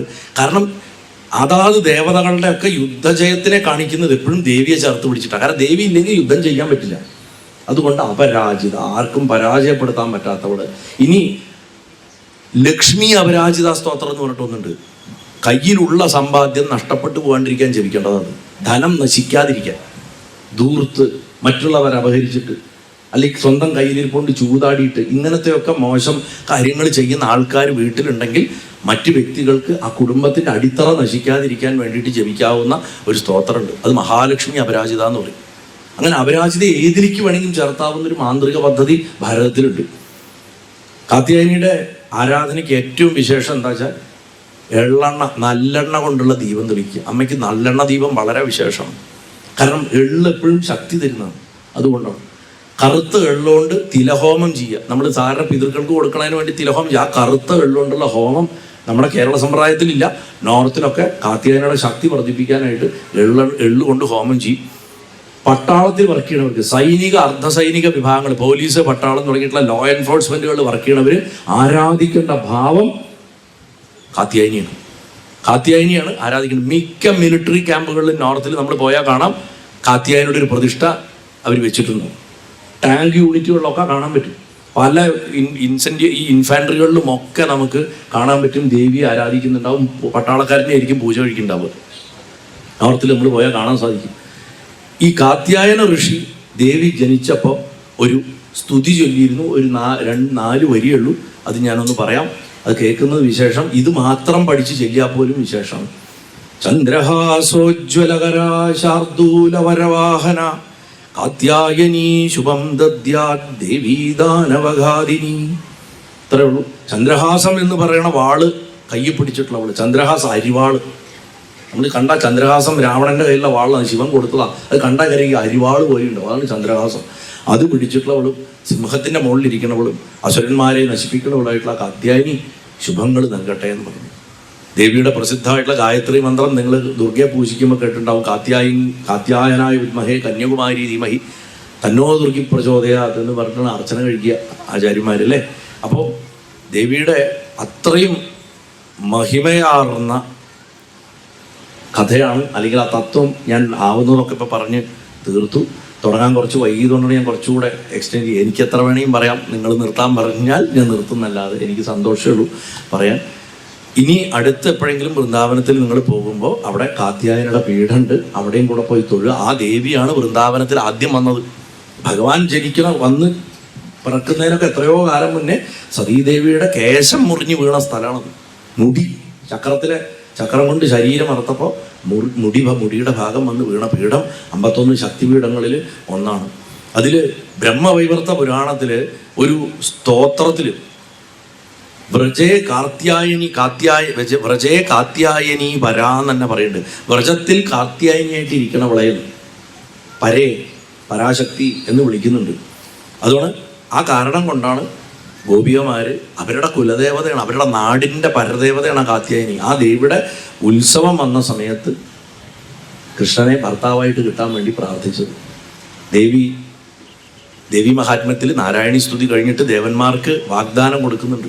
നന്ദഗോപകുലേജാത യശോദാ ഗർഭസംഭവ, ഞാൻ ജനിക്കും, നന്ദഗോപന്റെ കുലത്തിൽ യശോദയുടെ ഗർഭത്തിൽ ഞാൻ ജനിക്കും. ഞാൻ യശോദാഹൃദയമൊക്കെ പറയുമ്പോൾ പറയലേ, യശോദയെ വെറുതെ കൃഷ്ണനെ വളർത്തിയ അമ്മയായിട്ട് മാത്രം കാണല്ലേ. അവൾ പരാശക്തിയെ പ്രസവിച്ചവളാ 10 മാസം ചുമന്നിട്ട്. ചെറിയ ആളല്ല യശോദ എന്ന് പറഞ്ഞു കഴിഞ്ഞാൽ. ഇരട്ട ഭാഗ്യമാണ്. പരാശക്തിയെ പ്രസവിക്കാനും പരമാത്മാവിനെ വളർത്താനും സാധിച്ചവളാണ് അല്ലേ.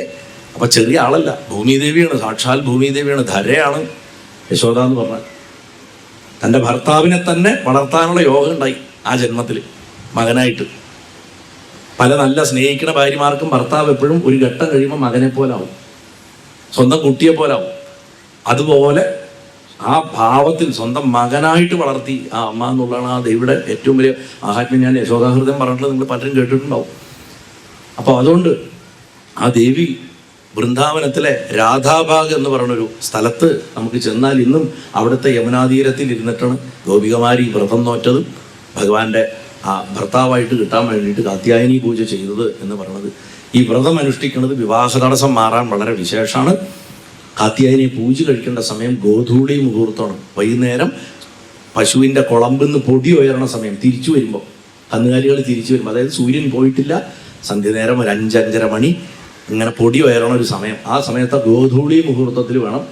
അസ്തമിച്ചിട്ടും പാടില്ല, കറക്റ്റ് അസ്തമനത്തിലും പാടില്ല. അതിന് തൊട്ട് മുമ്പുള്ള ഗോധൂളി മുഹൂർത്തത്തിൽ ദേവിയെ പൂജ കഴിക്കണം. 5 തരമെങ്കിലും മധുരപലഹാരം വേണം. അത് നേദിച്ചിട്ട് കല്യാണം കഴിയാത്ത കുട്ടികൾക്ക്, പ്രത്യേകിച്ച് 12 വയസ്സ് താഴെയുള്ള പെൺകുട്ടികൾക്ക് കൊടുക്കുന്നത് വരുമാനത്തിലെ തടസ്സം മാറാൻ വിശേഷം.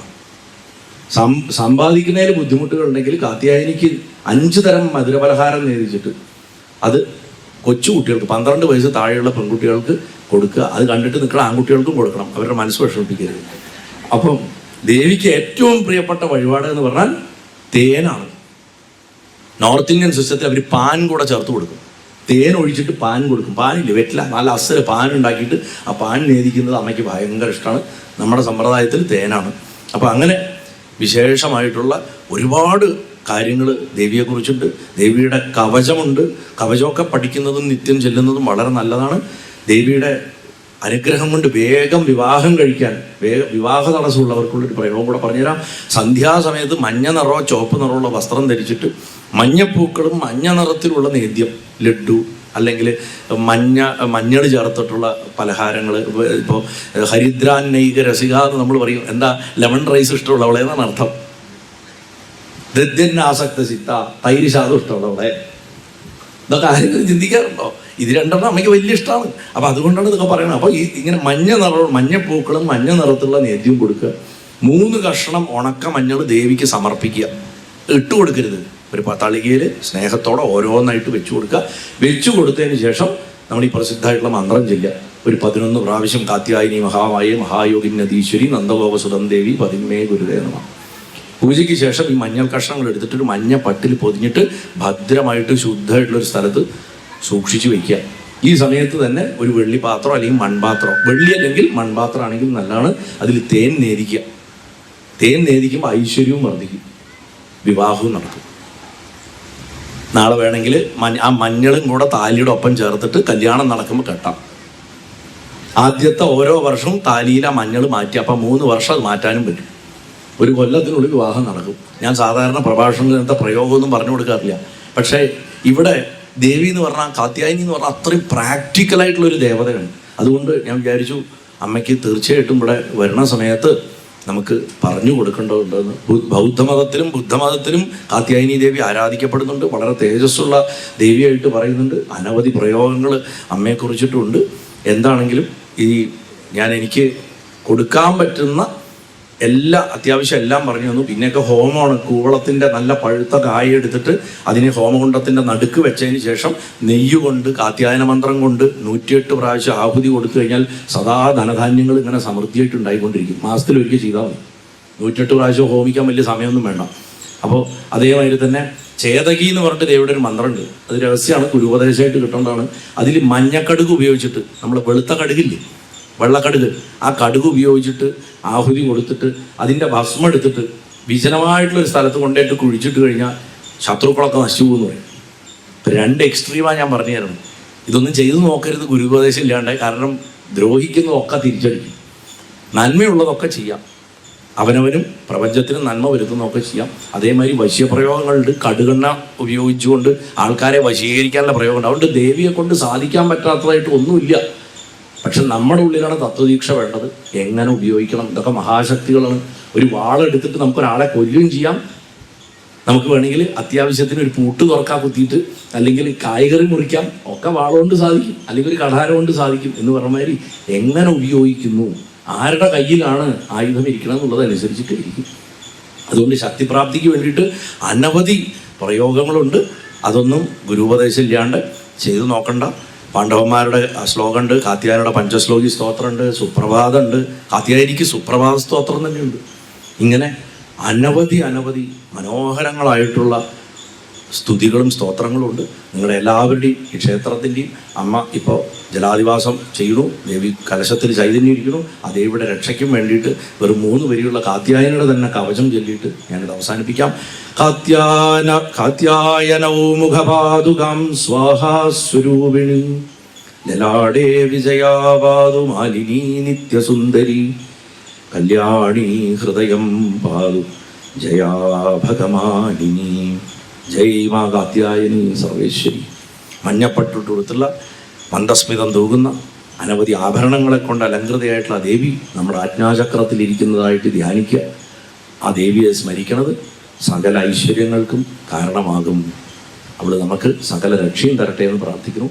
ഈ ദേശത്തുള്ളവരെയും ഇവിടെ കേൾക്കാൻ വന്നിരിക്കുന്നവരെയും നിങ്ങളെ ഓരോരുത്തരെയും നിങ്ങളുടെ കുടുംബാംഗങ്ങളെയും നിങ്ങളുടെ വരാണ്ടിരിക്കുന്ന തലമുറകളെയും ഒക്കെ ആ അമ്മ സ്വാഭിമാനമുള്ളവരായിട്ട് ജീവിക്കാനായിട്ട് അനുഗ്രഹിക്കട്ടെ എന്നും ധർമ്മത്തെ നിലനിർത്തുന്നവരാക്കി മാറ്റട്ടെ എന്നും എല്ലാവിധ ഐശ്വര്യവും ആരോഗ്യവും തന്ന് മനസ്സ് നിറഞ്ഞ് ആ പരാശക്തി നിങ്ങളെയൊക്കെ അനുഗ്രഹിക്കട്ടെ എന്നും ഏറ്റവും എളിമയോട് കൂടിയിട്ട് പ്രാർത്ഥിക്കുന്നു. അപ്പോൾ ഇന്ന് ഗുരുവായൂരപ്പനെ സാക്ഷിയാക്കിയിട്ട് അമ്മയുടെ തൃപ്പാദങ്ങളിൽ സാഷ്ടാംഗം നമസ്കരിച്ചുകൊണ്ട് ഈ ചെറിയ പ്രഭാഷണത്തിനെ സമർപ്പിക്കുന്നു. നാരായണാഖിലഗുരോ ഭഗവൻ നമസ്തേ. പൊന്നു ഗുരുവായൂരപ്പ സർവേശ്വര, അമ്മേ ജഗന്മാതേ സന്തോഷിക്കണേ സർവേശ്വരി. സമസ്ത അപരാധങ്ങളും പുറത്തു മാപ്പ് നൽകി അനുഗ്രഹിക്കണേ. ജയ് മാ കാത്യായനി സർവേശ്വരി. എല്ലാവർക്കും നന്ദി, നമസ്കാരം.